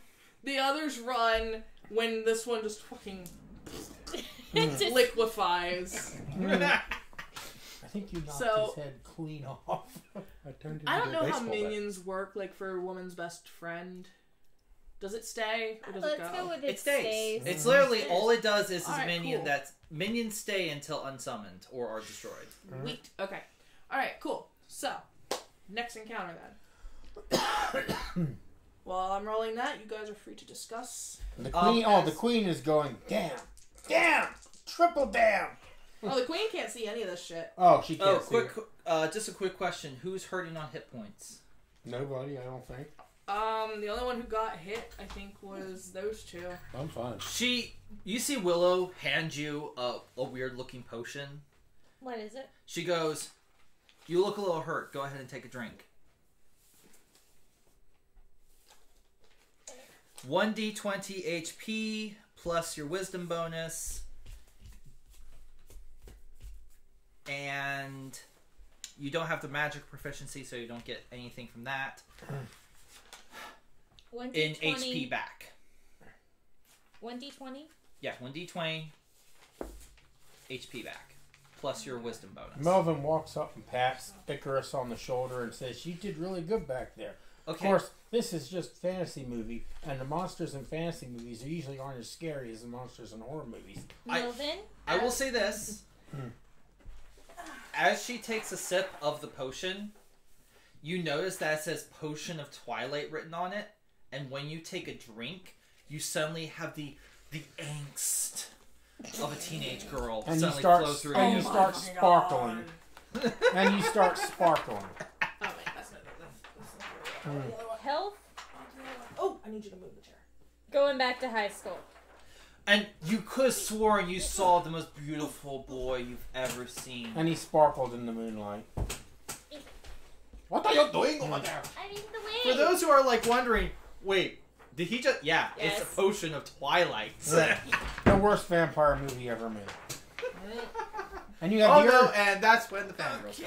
and you have the urge to play baseball in the rain. Oh, well, that is pretty cool looking. Actually, I will say this. It's one of those moments where I actually can kind of believe it.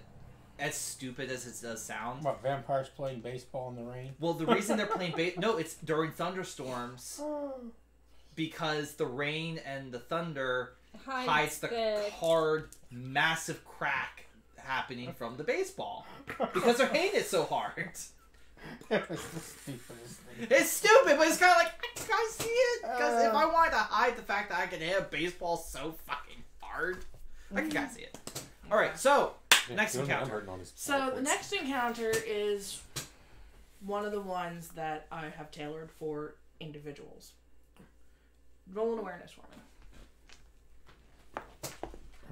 me. Natural 20. I haven't touched it. Willow is too busy going, I can't believe my spells worked. She rolled a 1, Melvin got a 15. and she subtracts 5 from that. Oh, jeez. no. I got a 19. Okay. But Faith does get 17. Gotcha. Okay, so you all walk into the clearing. You don't even recognize, or Willow doesn't even recognize that she's walked into a fucking clearing because she's just kind of like, oh, what the hell? And you see shimmering pond in front of you. Now, it's odd because the moonlight, it's over the pond. You can see it dancing on the water. But it seems almost like the white is kind of moving along underneath the thing. And it comes to a rest right at the shore.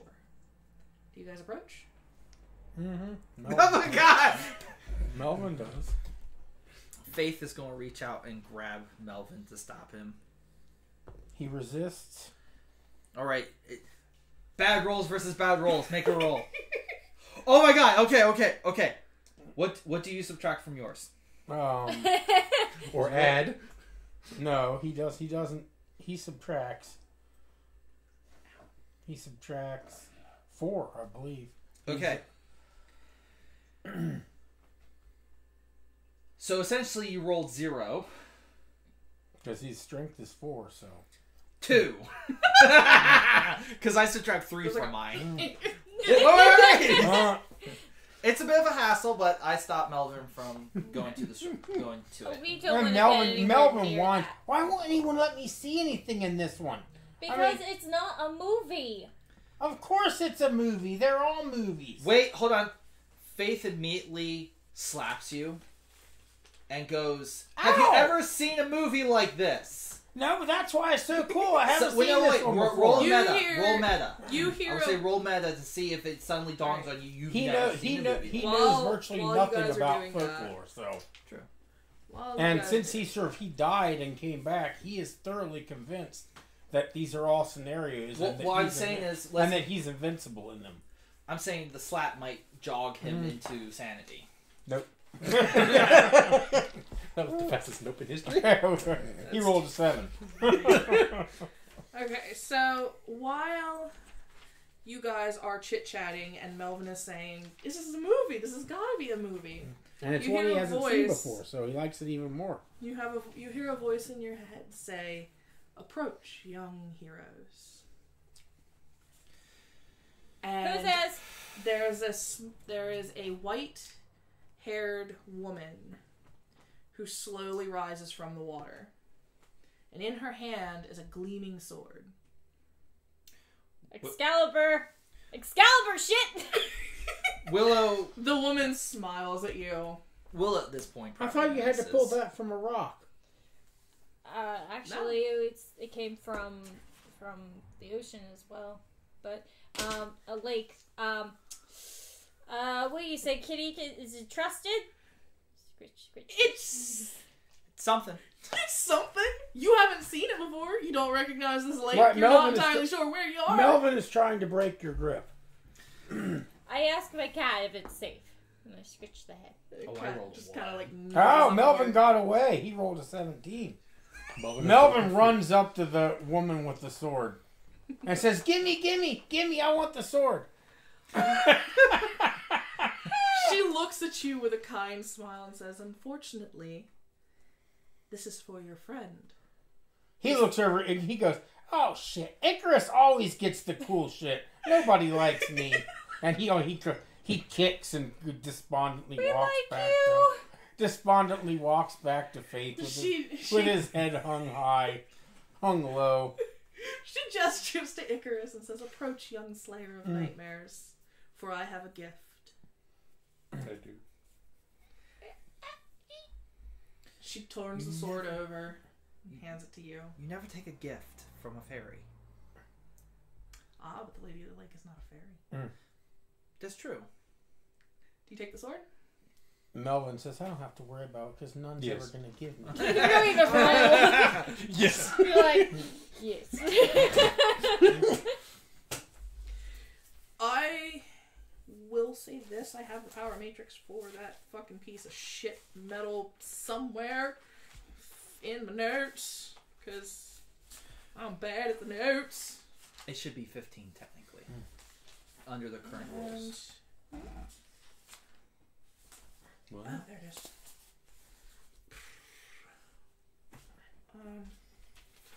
Do I have the rest of that?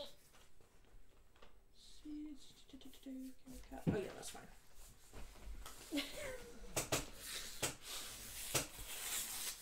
Rippity rip ripped. Yoink. And we will go over if I made that item correctly or not at a later time. Oh, trust me, the armor is getting completely redone. Sweet. Okay. And if you want, you can stay and help after this programming. Fortunately, I have shit I gotta get done, but we'll go back to that. Okay. Anywho, she smiles at you. She floats back on the water until she's centered in the moonlight and just gone. That's totally not normal. Cool. Well, You guys press on. You have Excalibur. actually, was Maybe. it Excalibur? I forget my little bit of thing, but I know there's technically 2 swords. Excalibur, it is Excalibur in this scenario. Okay. There are many other names for it, I don't know my those of which you Arturian. shall learn I don't know my eventually. Arturian mythology very well. I used to, but I've forgotten most I know my of it. shit. Anyway, continue with the show. Alright, so we press on. And... Definitely better than the bat. Oh yeah, much better than the bat, I think. Like I said, I don't know if I made that item right. If not, I have narrative for it. Okay, you guys press on, following the path of the water. Yeah. The wooter. The And woo. along the way, you hear a faint singing. Oh man, are there sirens? Are they sultry sirens? Not quite. What's in? Roll an awareness for me. If Everyone? I roll a frickin' 12. Faith nails Me it. again. She got a 19 to start. Okay. Melvin got 17. Willow, I once again, is got- too busy blathering on about how she did not know what that thing is. Maybe it's not good to take things from fairies. 19. And this is no way to do any kind of any kind of governmental system. Just ladies giving guys swords in the lake. She's immediately spawning off Holy Grail reference material at this point. Just unwittingly. It's like she's not even like aware she's making the reference. Okay, so as you guys continue along the water's edge, you come to a small river. And along this river, hearing the music, you look up and you see a creature sunning itself in the moonlight. Mooning Fingers itself. going through It's mooning itself. Holding a mirror. fingers running through its long, kempt seaweed-colored hair. And it notices you. It notices you approaching. It is going to look at... I'm going to roll something really quickly. It's going to look at Faith. Okay. Oh. And versus Will... Oh no. Probably fucking not. Willow's 13. Yeah, I rolled like a 9. So, you feel the pull. This thing wants you to come closer. It's up to you on whether or not you actually do. Oh no. It's currently Faith is not going anywhere near anything right now. She's already seen lots of too much stuff. Although he got a sword from the last lady. Who knows what this one might have? She does not go forward. She stops, and she's too busy going. We're technically supposed to be running much faster than this. I mean, he's got a pole. How deep is the water? Can we just trek through it? That's a skill roll. Yeah, I would make a skill roll for that. No, I don't think I will. I mean, it's not fast-moving water. I mean, it's more or less, are you going to remain buoyant? Because either way, you're either going to go past this thing, I got a -2 in my strength. I don't think that's going to work. That ain't gonna work at all. Willow is going to do knowledge. At this point, everybody's kind of stopped, and she's going, "Why are we stopping?"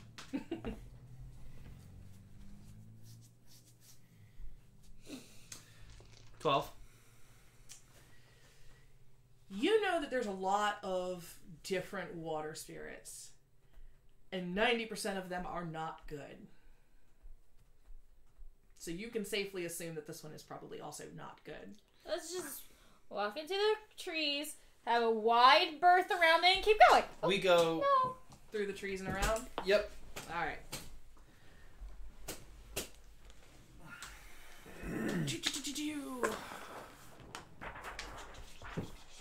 Melvin looks at Willow and says, "How come we're going around this one? I mean, it might have had something. She might have had something really nice to give somebody." Mermaids in history books aren't exactly good. He says, "Yeah, but that wasn't a mermaid. They're in the ocean." That was. You see, Willow go. Probably was a Selkie. Also not exactly good. No. Selkies actually are good. Kelpies are not. Kelpies the are word. horse. God, yeah, that's right. This was distinctly people-looking. You couldn't see her feet because she was like waist down in water, but Was it a good thing? Did we just avoid a good thing? you'll never know. Will you tell me later? I'll tell you later. Okay.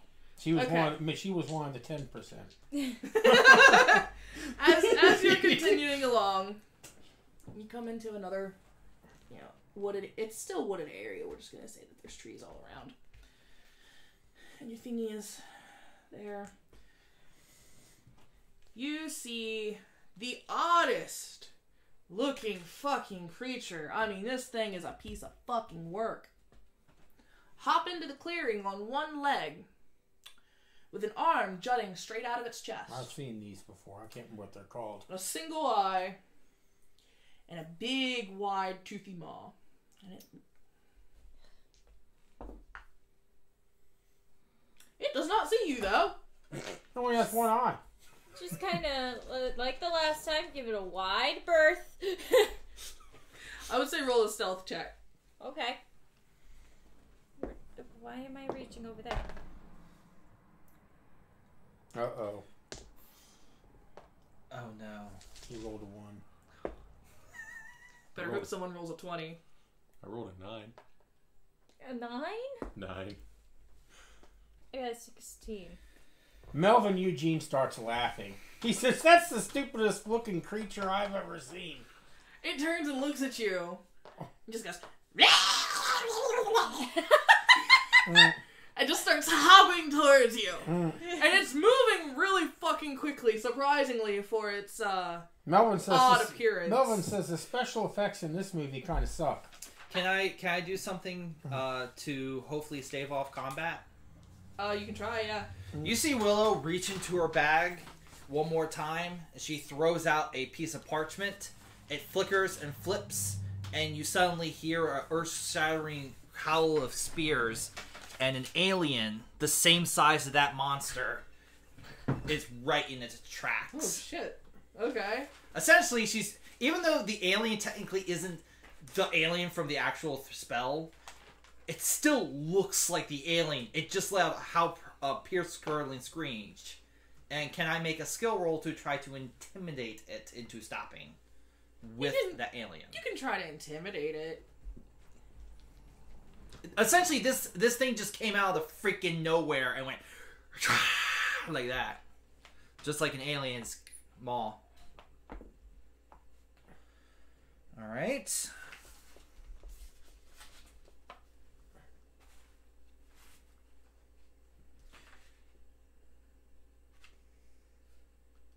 $13 versus Will, I guess. Okay, so the thing about this thing is, while it's not going to run, it is fearless. It's not something that's going to just turn tail and run. It is, however, perplexed that a monster fucking dropped down in front of it from out of fucking nowhere. So for a moment, it's shocked. But it does turn its attention away from the group and onto the alien. The alien's starting to circle it, and you see Willow go, "Let's go." And we book it as the alien and the monster. Start just fighting each other. Basically, yeah. Okay. And then get poofed out of existence. You guys are actually bowling through a lot of fucking combat shit that I had planned. Which is fine, I fucking love it. But, okay. So that happens off screen. I was tempted to make Melvin force somebody else to grab him because he wanted to watch the fight. I think that one's the one that is in the grave. Yes. Haha. Okay. No, that's not the graveyard. Wait a minute. Ooh. You guys That hear sounds like in the it. distance howling. No. And you hear barking and yipping as you guys are running. I want you to make... Swear goodness gracious, if it's a dire wolf, I'm dead. It's not one. No, there's more. Make, what do you think? Athletics? Make 3 athletic checks for me really quickly.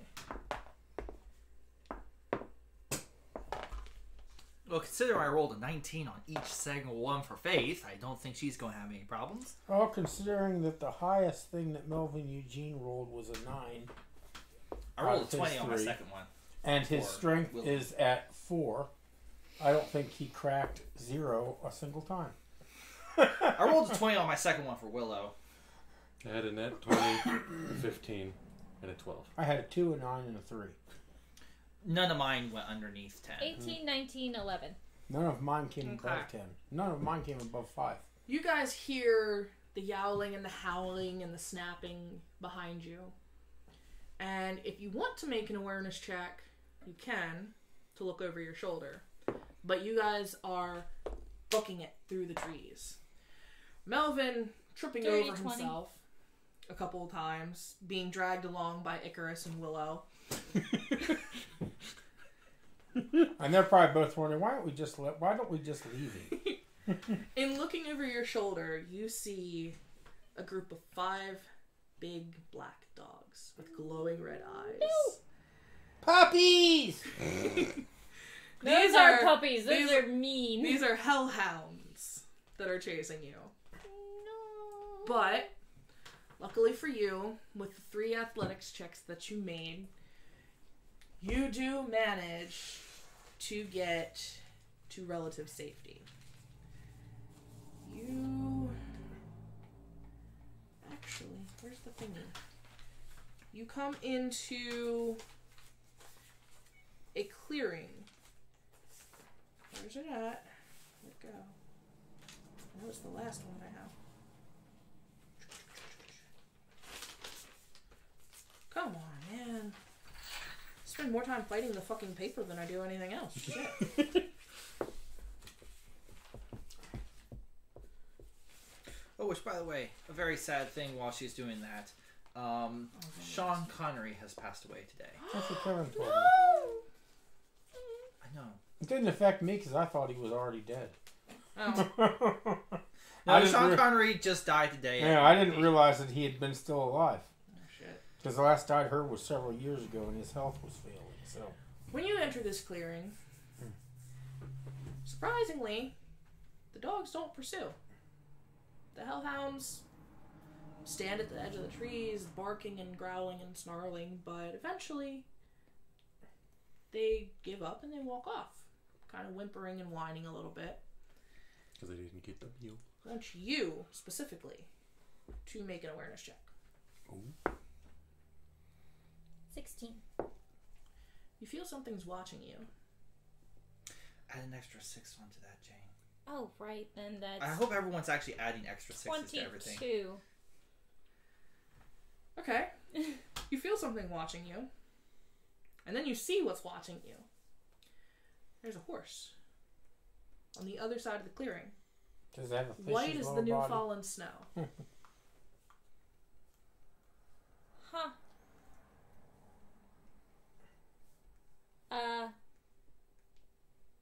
I step forward a little and I go, are you safe or you're gonna kill us? It looks at you. Is she the only one that can see it? Mm-mm. It looks at you. And with that 22, you can see that this just isn't any horse. I swear to God, if you give me a... I'm not gonna lie, I had this encounter written down before you said that you were gonna do that. With golden cloven hooves, this creature gingerly steps out from the brush. Long lion's tail waving behind it, flicking a little bit in its nervousness. But it approaches you steadily. I take another tentative step forward. I'm just being like, okay, please don't kill me. You're right next to it. You're right in front of it. Does it have a horn? Oh yeah, it's got a horn. Melvin yells out, "Oh, it's a unifucking corn, and they actually got this one right." Thank you. I reach a Willow's hand kind out. of like just standing very still because she actually is looking at the unicorn going, unicorns are actually very, very dangerous. Like she's like this. She's like, oh no, it's like there's unicorns, but they're dangerous. She's like, she's as that funny as it sounds, she's acting like there's a wild lion in the presence right now. You're not the only one. Yeah. Yeah, that's Melvin's And she's like, currently wondering why her is walking towards the lion. Melvin's like, why are you scared? Unicorns are always good guys. She goes, No, they're not. not necessarily. Melvin knows media. He doesn't know folklore. But Do we also, you touch it? I bow. I don't touch it because that's a no-no. The unicorn bows back, seemingly placated, because it had been staring you down pretty intently. But like recognizes like, and it feels your blood. Is Your anyone bloodline. ready to grab Melvin? Anyone ready to grab Melvin? Please. Willow's going to grab Melvin. Because I tell you one thing, you walk up close, Faith I'm is getting going to attempt to stabbed. grab Melvin. Melvin rolled a 4. It shouldn't be Okay. hard. Then Willow did grab because that would be a 3 then. Melvin runs to the clear and gets yanked back. Why has nobody ever let me see anything? It bows to you.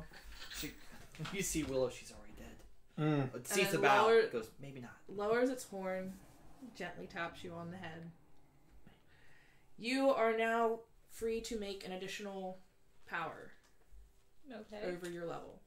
Anything regarding healing or animals, which I will let you make that for your character sheet, however, that you wish. Eventually. And it's also going to give you a boost to your power points. Ooh. So you're going to get an additional, I think it's D8. Spicy. Oh, 7. Melvin keeps Additional rolling shit. 7 I'm power trying to get points. him killed. He's actually trying. I only have a half hour left. I know. I'm going. I'm going. Yeah, but if you kill Melvin off, then you can keep going and don't have to worry about Melvin. Eventually, one of them will miss the grab. Allison stopped. She's Yeah, kind but of he like keeps rolling sitting in the badly backseat. when he tries to do something really stupid. All right. So that the unicorn bows once again That was again. and then walks off into the forest. You guys are free to move. Let's go. We run. We Yep. continue to run. Continue running. I will say this: You how do many more hear- times do we run? Because you said there were 7 hours. I'm considering, and by the sounds of it, it sounds like every encounter is an hour to get to, or half an hour. Just about. I have 2 more encounters that I had planned. Some of us are going to miss some of them, which, I mean, is just kind of a thing. But it's, luck of the draw. So, let's see, 2 more.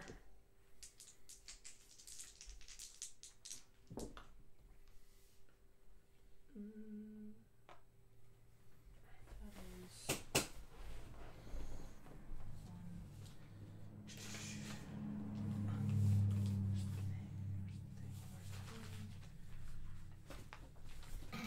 Ooh. Oh no. But have we stumbled upon nail?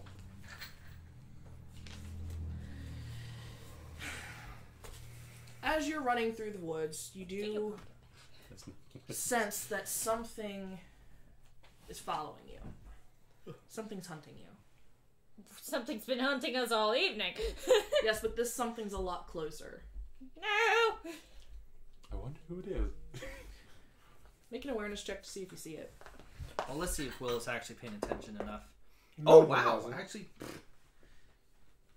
12 for Willow for once. Yeah. She rolled high. Net 20? Kevin definitely knows what it is. I don't know what it is, I just say it. 23. Oh yeah. 20 dirty You see it. for Faith. Melvin see it? No, Melvin gets the +6 for this too, doesn't he? Yeah. Yeah. So he might. What was it? He got 13. Oh yeah. You guys definitely see it. You see, like, the crashing trees and everything kind of alongside of you. In the trees, hunting you, stalking you, is a big, burly creature. Do you want to move everybody into the fucking thing? It is a big, burly I missed creature. a few. Go ahead and roll knowledge Fae for me. I'm trying to move this along as quickly as possible with as little pomp and circumstance. 17. Okay, you know what this is. This is the Barghest. This creature is big, mean, and nasty. It has a large barreled chest. Think like a bulldog, but swollen to like 10 times its size, with a disfigured face, and it is looking at you guys intently. Keep running. Maybe. You then see Willow do this. She goes, one perk to the charm, let's try another. And you see her flip another scroll at the burlesque, and a tiny, what? Barghest. Barghest. Burlesque is a whole other different type of monster. You then see a tiny ass little doll appear between the group and the Burghest. And the doll is creepy, it's kind of creepy looking, but it appears out of nowhere and giggles at it. Essentially, it's trying to gain its attention. Look how helpless I look. Oh yeah, it sees it. Melvin says, Annabelle can't stop that thing. Annabelle starts running that way, trying to lead it that way. Essentially, it's like, we're a big freaking group, but look at the little girl that just ran that way. Yeah, but its queen has told it to kill you. And do you want me to make a roll? You know what? Yeah, we'll go ahead and do it against Will instead of me rolling to see if it just chooses to. Alright. I'm going to use an action point to increase that. Its queen has ordered it to kill us, though. Not little girls. It doesn't know exactly who. Wow. Just knows there's a group of humans. 15. The Barghest, sensing an easy kill, takes off running after the little girl. The little doll. The little doll. Huh? It sees a little girl. Like It it doesn't have really good eyesight, so fuck me sideways running. Alright. Essentially, I've used every single monster that hunted the group to save them this time. I only technically have one more monster to show. I technically have, through my calculations, I have 2 of each scroll, but I'm trying to just use one at a time. So I only have one more scroll to use to make it complete. Make each call back. I literally was like planning for more combat, but time constraints and everything. And I'm rolling good, apparently. You are rolling very good. Actually, you just rolled really well because this is Willow's moment. So, as you're traveling along, you come across a path. Surprisingly well manicured path. Leading off left and right. And in the middle of the road, you see just a normal looking black dog. Woof. It barks at you. It kind of jumps up, wags its tail. Kind of jumps around you guys a little bit. Melvin's heading up to pet it. Yeah, he lets it pet him. It enjoys the attention. Willow's looking at the dog, eyebrow raised. Faith is currently doing this. Huh. Would you look at that? Does it talk? Please tell me it says something. Play Led Zeppelin's Black Dog. I tell you what. I'm okay. Are you okay? Okay. Oddly enough, this dog talks. Would you look at that? A talking dog. Says in a Scottish accent that I cannot do. Oi! I'm more than just a dog. Willow's looking at the dog. The dog talks. Does the dog have a name? The dog's being petted. Yeah, the dog is kind of like, I had a name.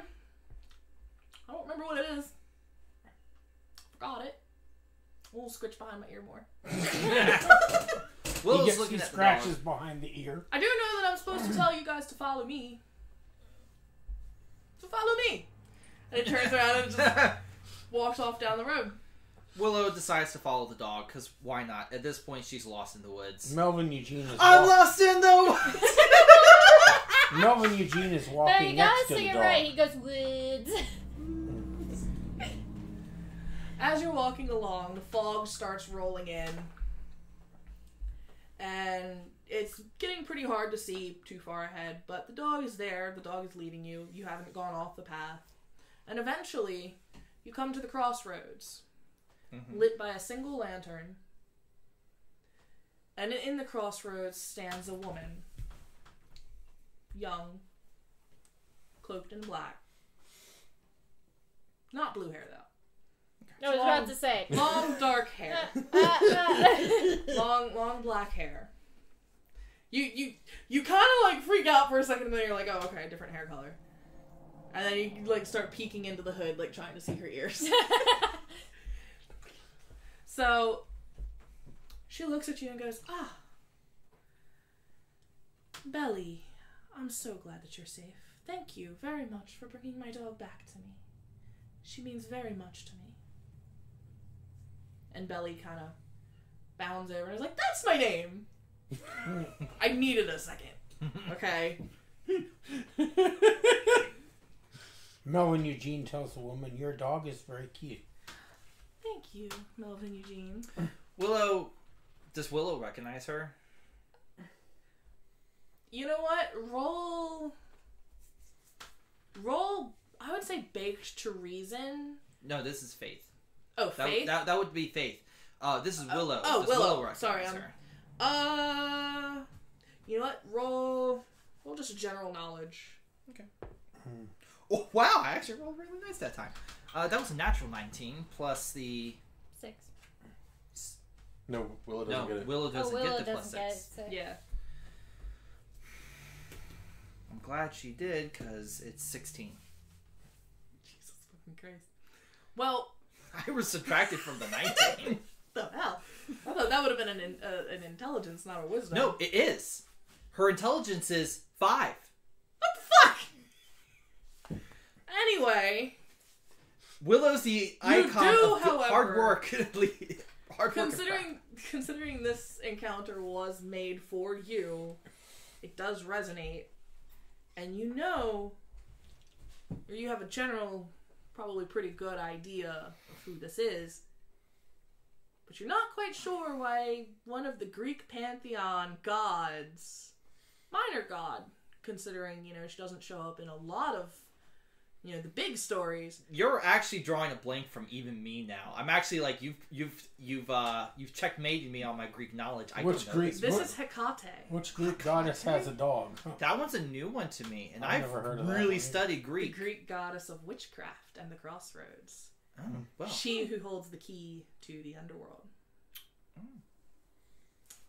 But you do recognize her, because like recognizes like. She's the mother of all witches. The true mother of all witches for the Greek pantheon. She looks at you. Like recognizing like, of course. Mm-hmm. And she's like, so you were the one causing a ruckus. She kind of nods and she goes, I did my research on ruckusing. It's good to have a strong basis from which to start, and I'm very proud to see how far you've come. Like it or not, I've been watching you. She nods. I would like to offer you the chance to grow stronger in both your belief, your knowledge, and your ability to cast spells. She goes, are you the one that's been powering my spells? Or have I been powering them on my own? As of right now, your contract still stands. Soon it'll be broken. Once the dawn breaks and you've survived, your contract will be fully broken. So until the sun rises, we won't exactly know. But I can offer you Belly. Mm-hmm. Belly will help you. Who Melvin is currently cuddling again. Oh yeah, they're having a nice little cuddle over there. Melvin is searching his pockets for a Twinkie. He rolled an 18. Does he have a Twinkie? Melvin definitely has a Twinkie. Melvin is now feeding Bella a It Twinkie. is a smushed Twinkie. It is like crumpled up in like all kinds of like. He is now feeding. But Belly is not caring. He is now feeding Belly the Twinkie. Belly will work as your familiar, offering you knowledge and power in addition to your own. You do have power. Never doubt that. Melvin Eugene says, there's only one problem. Belly likes me better. Belly's like, yes, I do. He gives me Twinkies. Willow nods and she goes, I shall consider it. When you're ready, Belly will find you. She nods. And she looks down at Belly and is like, I know you've made a friend. He's now getting her belly rubbed. Belly loves belly scratches. Like that's why her name is Belly. She's getting a two-handed belly scratch at the moment. Can I make a quick wisdom roll? It's the worst roll she could do, but can she make a quick wisdom roll to see if the idea would cross her mind to try to bargain something at this particular time? Yeah. Let's not talk about it. It doesn't cross her mind. She's too busy going. She's like, you. that's a fucking god. Like, Huh. oh my god, that's a god. Cool. Neat. Interesting. Fascinating. Survive night. Good idea. Maybe. Hopefully. It's funny because some seeds are starting to get planted in your mind that gods exist. But are they gods? Are they all powerful? Are they Or fairies? is there something more to them? Or are they just another kind of fairies? Or are they just a character sheet with deity written on it? Yeah, that's literally what I was fucking getting at. Yeah. You're just like, I need to do more research. More research is needed, considering my intelligence and wisdom is crap. Right?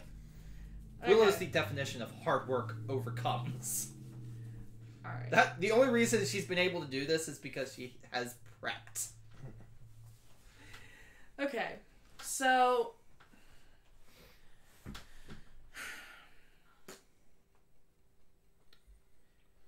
the last event, the last thing. We of course say goodbye and everything. No, I got it. Trust me, I got this. Okay. So this isn't going to be rolled for because this is something I had planned. Mostly because I don't like leaving loose ends Untied. untied. Yeah. Anyway, so you guys are looking up and you can see the gray sky of pre-dawn. The sun hasn't risen yet. It's not officially dawn. You can hear the howling of winds in the back behind you. Howling screams and screeches. The worst sound that you could possibly imagine. The unholy, unbaptized, malicious dead are pursuing you. You're running as fast as you can. And who's at the head of this? Who's running in first? Willow's probably leading the way because now she's probably recognizing the area. Roll a reflex. Which is actually pretty good. One of her actual good ones. Natural 20. Woo! Your first one? Put dodge. Well, it would be acrobatics, right? Yeah, acrobatics. So now you have acrobatics. You are a slippery motherfucker. Go ahead. I'm listening. So, as you're running, you're going through the bushes, trying to, put as much distance between you and the unseelie queen, Nick Nevin, because you can hear her directly behind you and gaining. You almost bump into Dana. Surprisingly, this far out, Dana managed to get around you. Oh. Is she facing, or did I literally run into her back? You ran into her back. She was not facing you guys in the slightest. So essentially I was like, woo! Yeah, you just gotta like fly past her. She's like jumps and Whoa, like, what the looks at you. Like, what the fuck? You see Willow kind of like stop and quit. Like she kind of like half stops and like doing like wait. She's like, Willow, oh my god, oh, thank God that you're here. And she pulls out of the bushes, Jody. Okay. You recognize Jody. Jody's the little sweetheart. The little kid. Yeah. She's the one who you were 7 years ago, essentially. Mm-hmm. She's in your same position. Dana looks at you and goes, is it true? Did you break your contract? She's looking at her, and this is the part where the Hero Master's needs to look at the player and tell, do I know if I've broken the contract? Hecate said that you will break it at dawn. Ah. Willow says, not yet. But you're going to break it, right? She goes, yes. Would it work for Jody? Can you take her, please?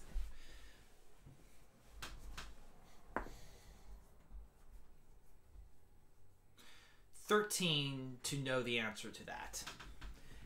You know that the contract from the bloodline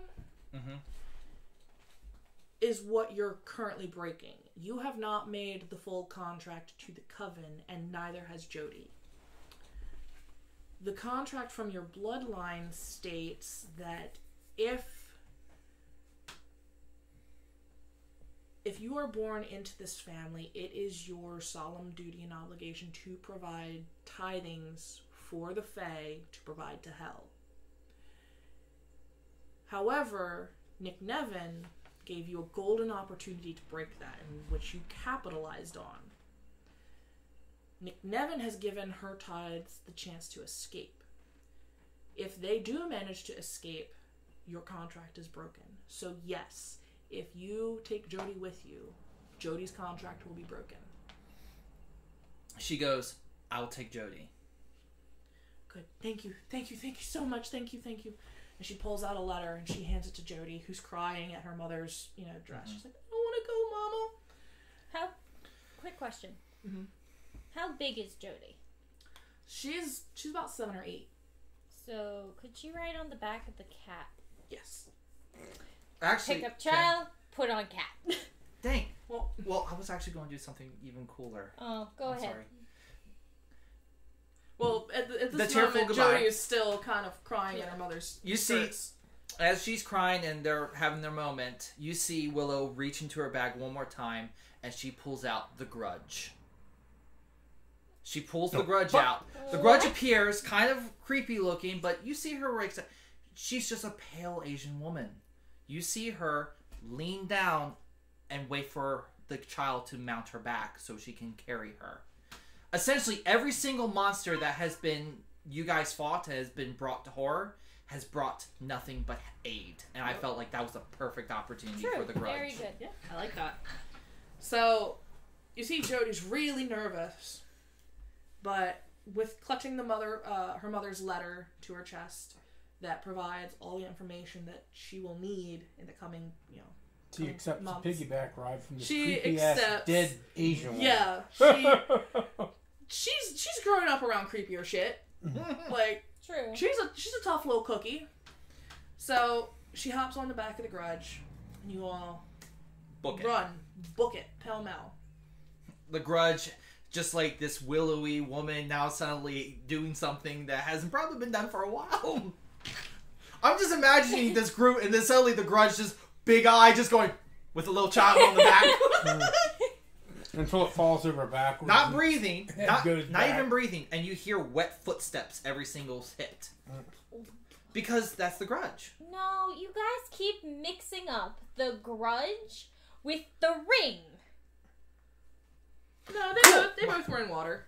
No, the child of the grudge Oh, was the in child. water. Yeah, that's right. The grudge had her neck Anyway. broke. Yes. I knew That's that. why her head goes back. And Goes back and then she goes, ah. Okay.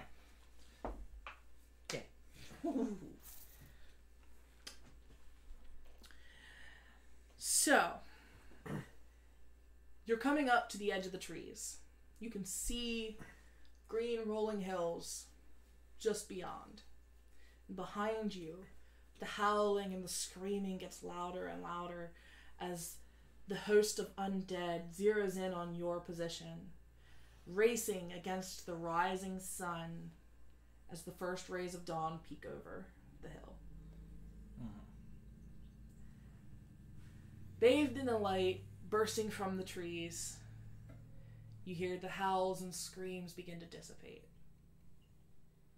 You have escaped the wild hunt. We're alive! Willow and the grudge continue to run. Does anybody stop? Melvin Eugene does. Eugene's probably turning around trying to go back. He turns around and he's looking and he says, "I don't know what movie this was, but I liked it." Listen, come over! Icarus is finally getting like frustrated, like, oh my god! Come on! Just pick him up, hold him over his shoulder, and keep walking. I was thinking of just... But essentially, just get moving! we escape. You do escape what is essentially Elfland. You come to the Bannerman Castle, the Bannerman Manor. Up on the mold. Surprisingly close. You're not entirely sure why it took you so long to run through the forest. Because the forest ain't that big. But as you come up to the door and you enter, you're greeted by Cole Sear, who was interestingly enough an actual person, but he looks different than what he did in the dream. He wasn't actually the little boy. He just shares the same name. Oddly enough. Fascinating. Yeah. It's not so common, but anyway, point Well, is, panting. yeah, we're all panting, carrying on, and he looks up, and he's surprised. Lady Allison? Lord Andrew? Is that you? Yes? Oh my god.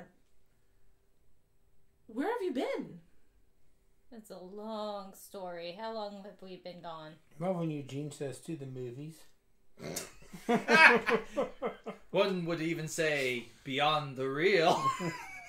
How long have we been gone? You've been gone 3 years. 3? 3 years have passed since you guys were taken. Well, shit. The manor is still yours. Luckily, the estate continued to pay for upkeep and staffing. We're not quite as rich as we used to be. I wonder why. Time had passed because you were in the Fae. You were in the Fae realm. Willow's not surprised. She's Willow was just just kind of like, oh yeah, okay. Hold on. What year is it? Okay. Every time I come out here, one moment there's one thing is the night moment. Normal. How do you keep up with your movies? She goes, you'd be surprised how many people don't know where the landfills go. She leaves it at that. There's a reason why Fae are pissed off at people. Humanity is a blight. So, you guys enter the manor, and you start trying to piece together your lives again. You call family, you call friends. And in the window, you see a small black cat with fur like oil on water. Just kind of patrolling around the outside. I really should figure out your name.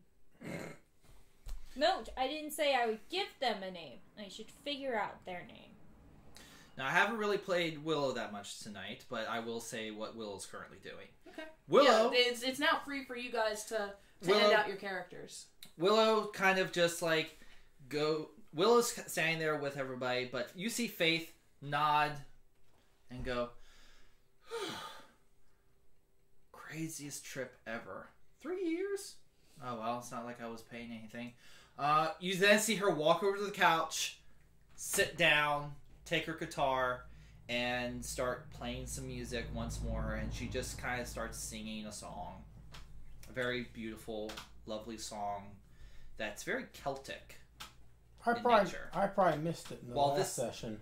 How did he actually piss off the Fae? See... No, that was in the beginning. That was in the beginning. It was the smallest thing. He took an autographed baseball from our late uncle's study that happened to be autographed, and he liked a lot.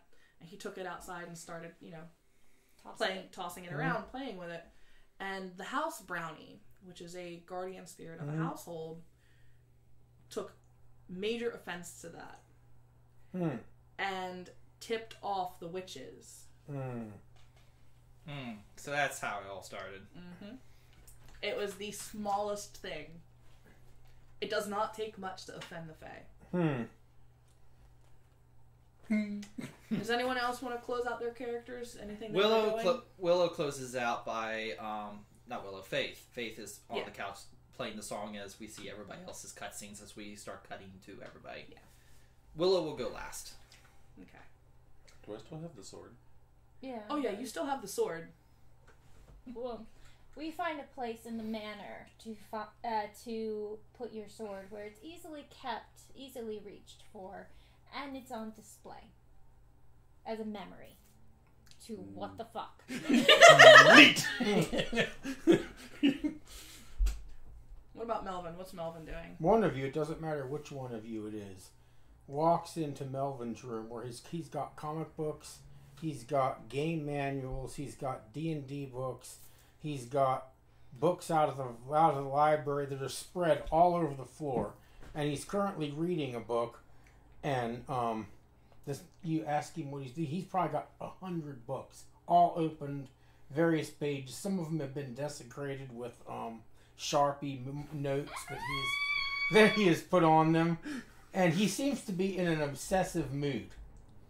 And he looks up at you and says, "We got to live through 6 horror movies." Says real, like totally real, because we pissed off some fairies. He looks up and gets his crazy smile and says, "I want to do it again."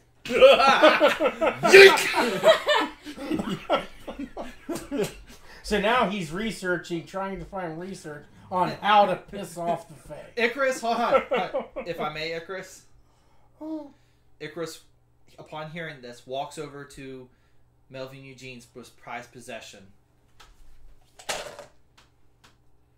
No more hero builder for you.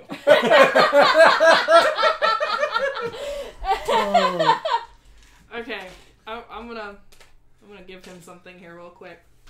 As Icarus and probably Andrew as well walk out of your room, you hear a chuckle from the corner of your room. He turns and looks. There is a short man, naked from the waist down, but covered in shaggy goat fur. Kind of like a satyr, but something's a little different. It's not quite goat-like. It's just hairy legs, and they end in hooved feet. He looks at you and goes, "Puck likes you. Puck thinks you are fun." And Melvin says, "Are you related to Mr. Tumnus from Narnia?" The fawn from Narnia. I was not prepared for that reference. I'm not gonna lie, I was not prepared for that reference. He looks at you and goes, "I kind of say that I am. I don't know. I don't rightly know. I have a lot of family. Most of them are just right arseholes. But that's not why I'm here. I see you like books. You have many books.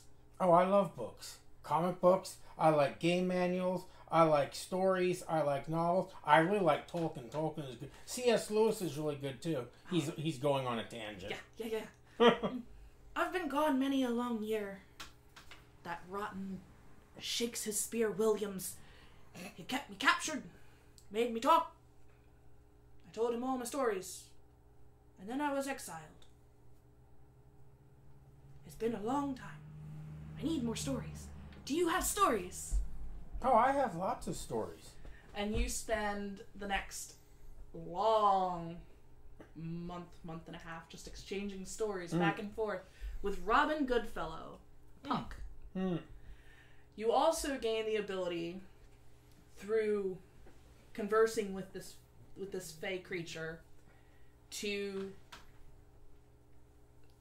basically you get knowledge of tropes.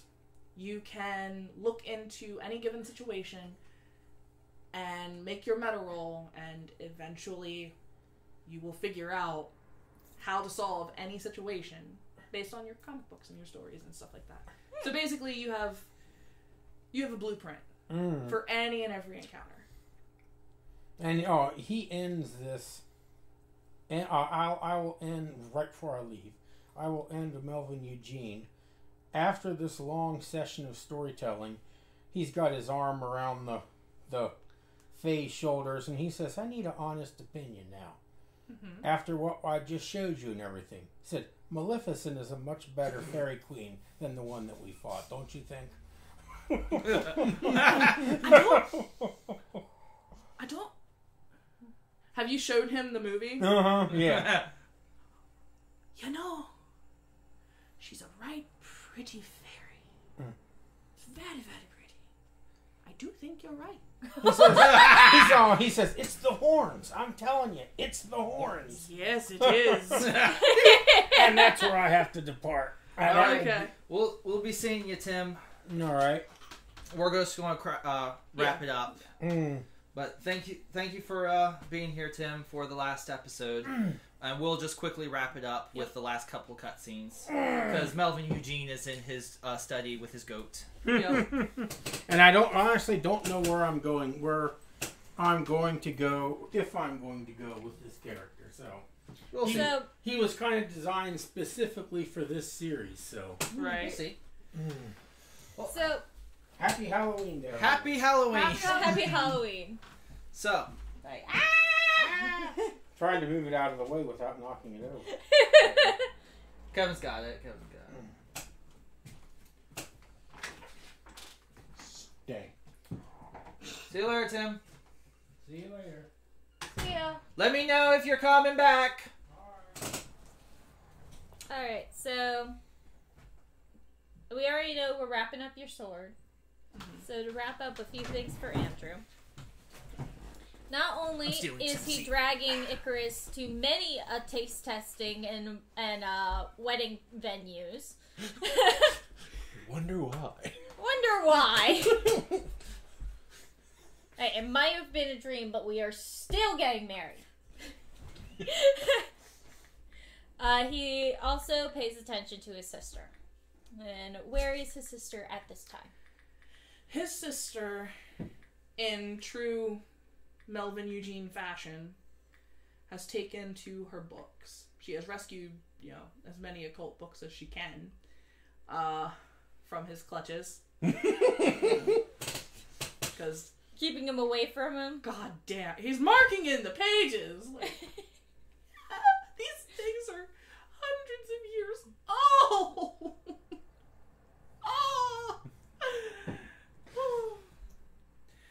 But she is going through with you, trying to figure out why us. What about our group makes us able to do these amazing things? Fun fact, by the way, a quick thing while you're doing that. Scotland does recognize gay marriage. So, yes. I just want to That's why they went to Scotland. No, You're no. Yeah. just gonna say America went to shit and we just all fucked off and left. Yeah. So It's allowed in it Maryland. might be Not because of our Well, family. Maryland and United States, but probably Scotland because there's more heritage. Maybe not for long. But we don't discuss politics at the table. It might be because of our family. I mean, at least the What do you mean? I think it's partially because we were in the Fae realm why we were able to use a lot of magic, for lack of a better word. But the fact that the Fae had identified towards our group, while there's 2 bannermen in the group, there is a possibility that our bloodline is tied to them somehow. I mean, our uncle had a brownie. There's a cat patrolling our neighborhood now. That's true. Oh, come in. You see Willow come in. She's holding the hand of the little girl. Can't remember her name. Also. Jody. Holding the hand of Jody. Oddly enough, the grudge is still there. Holding the other hand of Jody. They are Mama like grudge. now best friends. Like that is her security blanket. Is the grudge. She has an intense, deep, abiding love for this thing. Hey, Jody. Hi, Willow. Willow nods and she goes, I was just passing by when I heard you guys talking. 1 second. Before like she said, "Hey, Jody. Hey, Willow." Because guess what stole him last time? Allison just kind of like is staring at you intently. Willow takes off her witch's hat, puts it underneath her thing, her shoulders, her 2 different colored eyes looking at you. She goes, Heterochromia. Heterochromia, Yes. that's what it's called. I've been trying to think of the name for this whole time. She's looking at Allison. Mm-hmm. She goes, I'm sure you have lots of questions. Oh, that's an understatement. She goes, I know that, and she's not speaking a Scottish accent. You actually hear an Irish accent. She goes, my family moved over to Scotland for a while. Personally, I am Irish. Never quite understood the Scottish unseelie. Hence why I wanted to get out. But, lots of questions I can understand. But first, not to be a fae myself, but I'll make you a bargain. Your terms. She goes, I'm not Right fucking down to with brass tacks. please allow me and Jody to live in this house for as long as necessary until we are able to strike out on our own. Done. We have more than enough rooms. This is a manor house. In exchange, Then they saved us. in exchange, I do not know if I'll take the goddess up on her word. I personally would like to a bit more time to study before I start getting tests. But in the meantime, she looks at the grudge. The grudge doesn't smile, doesn't do anything. It just stares. You then see her pull out another scroll, this one with a little insignia of a xenomorph on it. She goes, I know some spells. I didn't get to them. But I do know some other stuff that I've been concocting in my head about how magic works. My guess is you two want to know a bit more about not only your own ancestry, but how all this stuff works here in Scotland.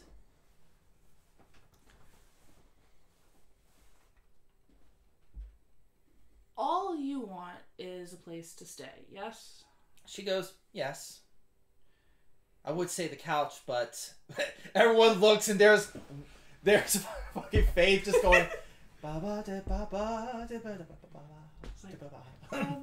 Fuck off, bitch. This is my couch. my couch. Everything is nothing cause it's my couch.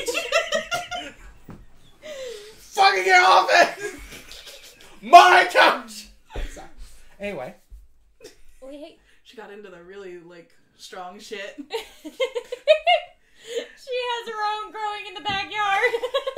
Oh yeah, we've already like established. We're gonna establish that at some point in the maze there's a little pot stash growing. She goes. Anyway, Allison looks at Willow and goes, "All you want is a place to stay, and I'm assuming food and lodging." So You see her smile and she nods, and this is the part where the player's going to look at you and go, "Can I add something that you might like? Can I add on?" go for it. All right. You see her nod and she goes, "Yes, all I ask is for lodging and a place to stay while I continue my work. In exchange, I'll help you learn more about your ancestry and about how Scottish magic works in general." The terms, I believe, are fair. However, we will stipulate that you cannot invite someone without our express permission. She nods and she goes, "Understandable." We will have to draw up a contract. Because I really don't want to have things exploding or... She goes, "Oh, no. You guys don't understand, do you? You see, I had to... You don't just escape the Fae. You endure long enough for the next time.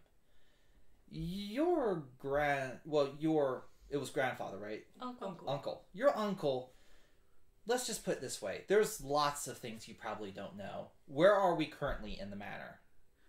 We are in, I would say, in his office. Mm-hmm. You see her. You can see the baseball in the back, now with a glass little glass case cover with over a it. lock on it. With a sign that says Icarus, don't touch. No touchy. You see Willow walk over to the bookcase, and she goes, "He was always a man for cliches, apparently." You see her look around, and there's a little bound book that says Dracula. She pulls it like a lever, and the bookcase opens. Don't you tell me our uncle was a wizard. Where's Faith when we need her? She's supposed to be singing Secret Tunnel right now. You can do hear see from a weird all the way looking tunnel down below. with glowing crystals. She goes, "There were several books written by him inside the coven. Apparently, my magic's based off of his. He believed one could honestly overcome most power, and essentially no sponsors were needed. That's why I've been making these items. They're based on his work." Was a wizard. She goes, "Warlock, actually." I'm not surprised. I shouldn't be. He was such an eccentric fellow. She goes, "Thank you for letting me lodge." We hadn't said anything like that yet. You immediately said yes. Yeah, no, you did say yes. Unfortunately, But we're going to have to draw up a contract. She goes, "We'll do the contract," but she goes, "I only had 3 books in access. Your uncle," she looks down the tube, she goes, "had a workshop. And my guess is all of his notes might still be down there." well, no time like the present. Shall we? So, We go down. Down. It must have been like 4 floors worth Right into a of dungeon. walking. Into what appears to be a very interesting old laboratory. Carved into a cave. Think Batman, but like wizardry. Our uncle was Magic Batman. Magic Batman. There's no other way out by the looks of it, but there is lots of stuff, but there's major amounts of dust because no one's been down here for eons. Not eons, but Well, not eons, good but like many at years. least 3 years. 3 years of dust is now on everything. There's bookshelves, This is a place where one can learn about magic. But she looks around and she goes, "Hopefully, you and me can puzzle out most of this. Looking forward to it. And you see, just kind of like casually, she starts trying to like gather energy in her hand. There's a small sparkle, but nothing really takes. She goes, Damn it. by what I've learned, you really have to believe in it. Like, wholeheartedly believe in it. And she tries again.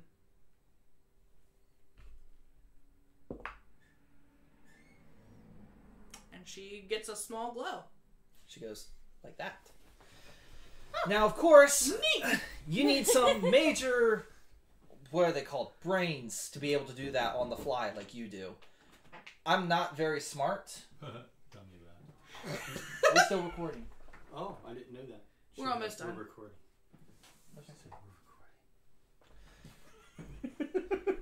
I may not be the smartest tool in the shed, but with a bit of study and practice and being able to just, and dedication and prepping for things, I can overcome most projects, like escaping the Unseelie Fae, for the moment. She constantly says, for the moment, for the moment. Oh, yeah. You don't escape, there's only endure. Yep. She goes, because, I hate to say it, they'll come back one day. Oh, yeah. Oh, yeah, they will. But you now have one of their previous ones on your side. And a nice little laboratory to pick apart. You then see her walk up to a crystal. She picks it up. It immediately bursts into flames. Not in like a nice way. It's just like, ah, God! Didn't mean to do that. Ah, geez! She goes, we'll figure this out. She goes, probably don't touch the red stones. You think? She touches one of the blue ones, and it starts becoming very deep and dark. And she goes, yeah, Don't touch anything until we know what it is. Don't do it! Jesus. And Willow's going to leave it off with that. They're going to try to puzzle things out. Yeah, Allison is going to start picking up notes and just kind of start, like, looking her big brain going a mile a minute. We may have, like, we may now have the knowledge source, but we still have to pick through it. Yeah, and figure out the applications and such. Mm-hmm. So, I would say that is where we fade to black. Yeah, with one final cutscene. A pumpkin appears and smiles and says, Happy Halloween. Yeah. Thank you for watching Beyond the Real. Super and fun. I guess we'll have to wait till next year. Ooh. Maybe. I heard that there might be some comics in the works from a little pixie that told me. But in the meantime, we hope to see you again for our next bit of series. And we hope you have a great Happy Halloween. Bye. Bye-bye. Get Hero Builder. It's on our site. www.thetablecandle.com. We're trying to sell it.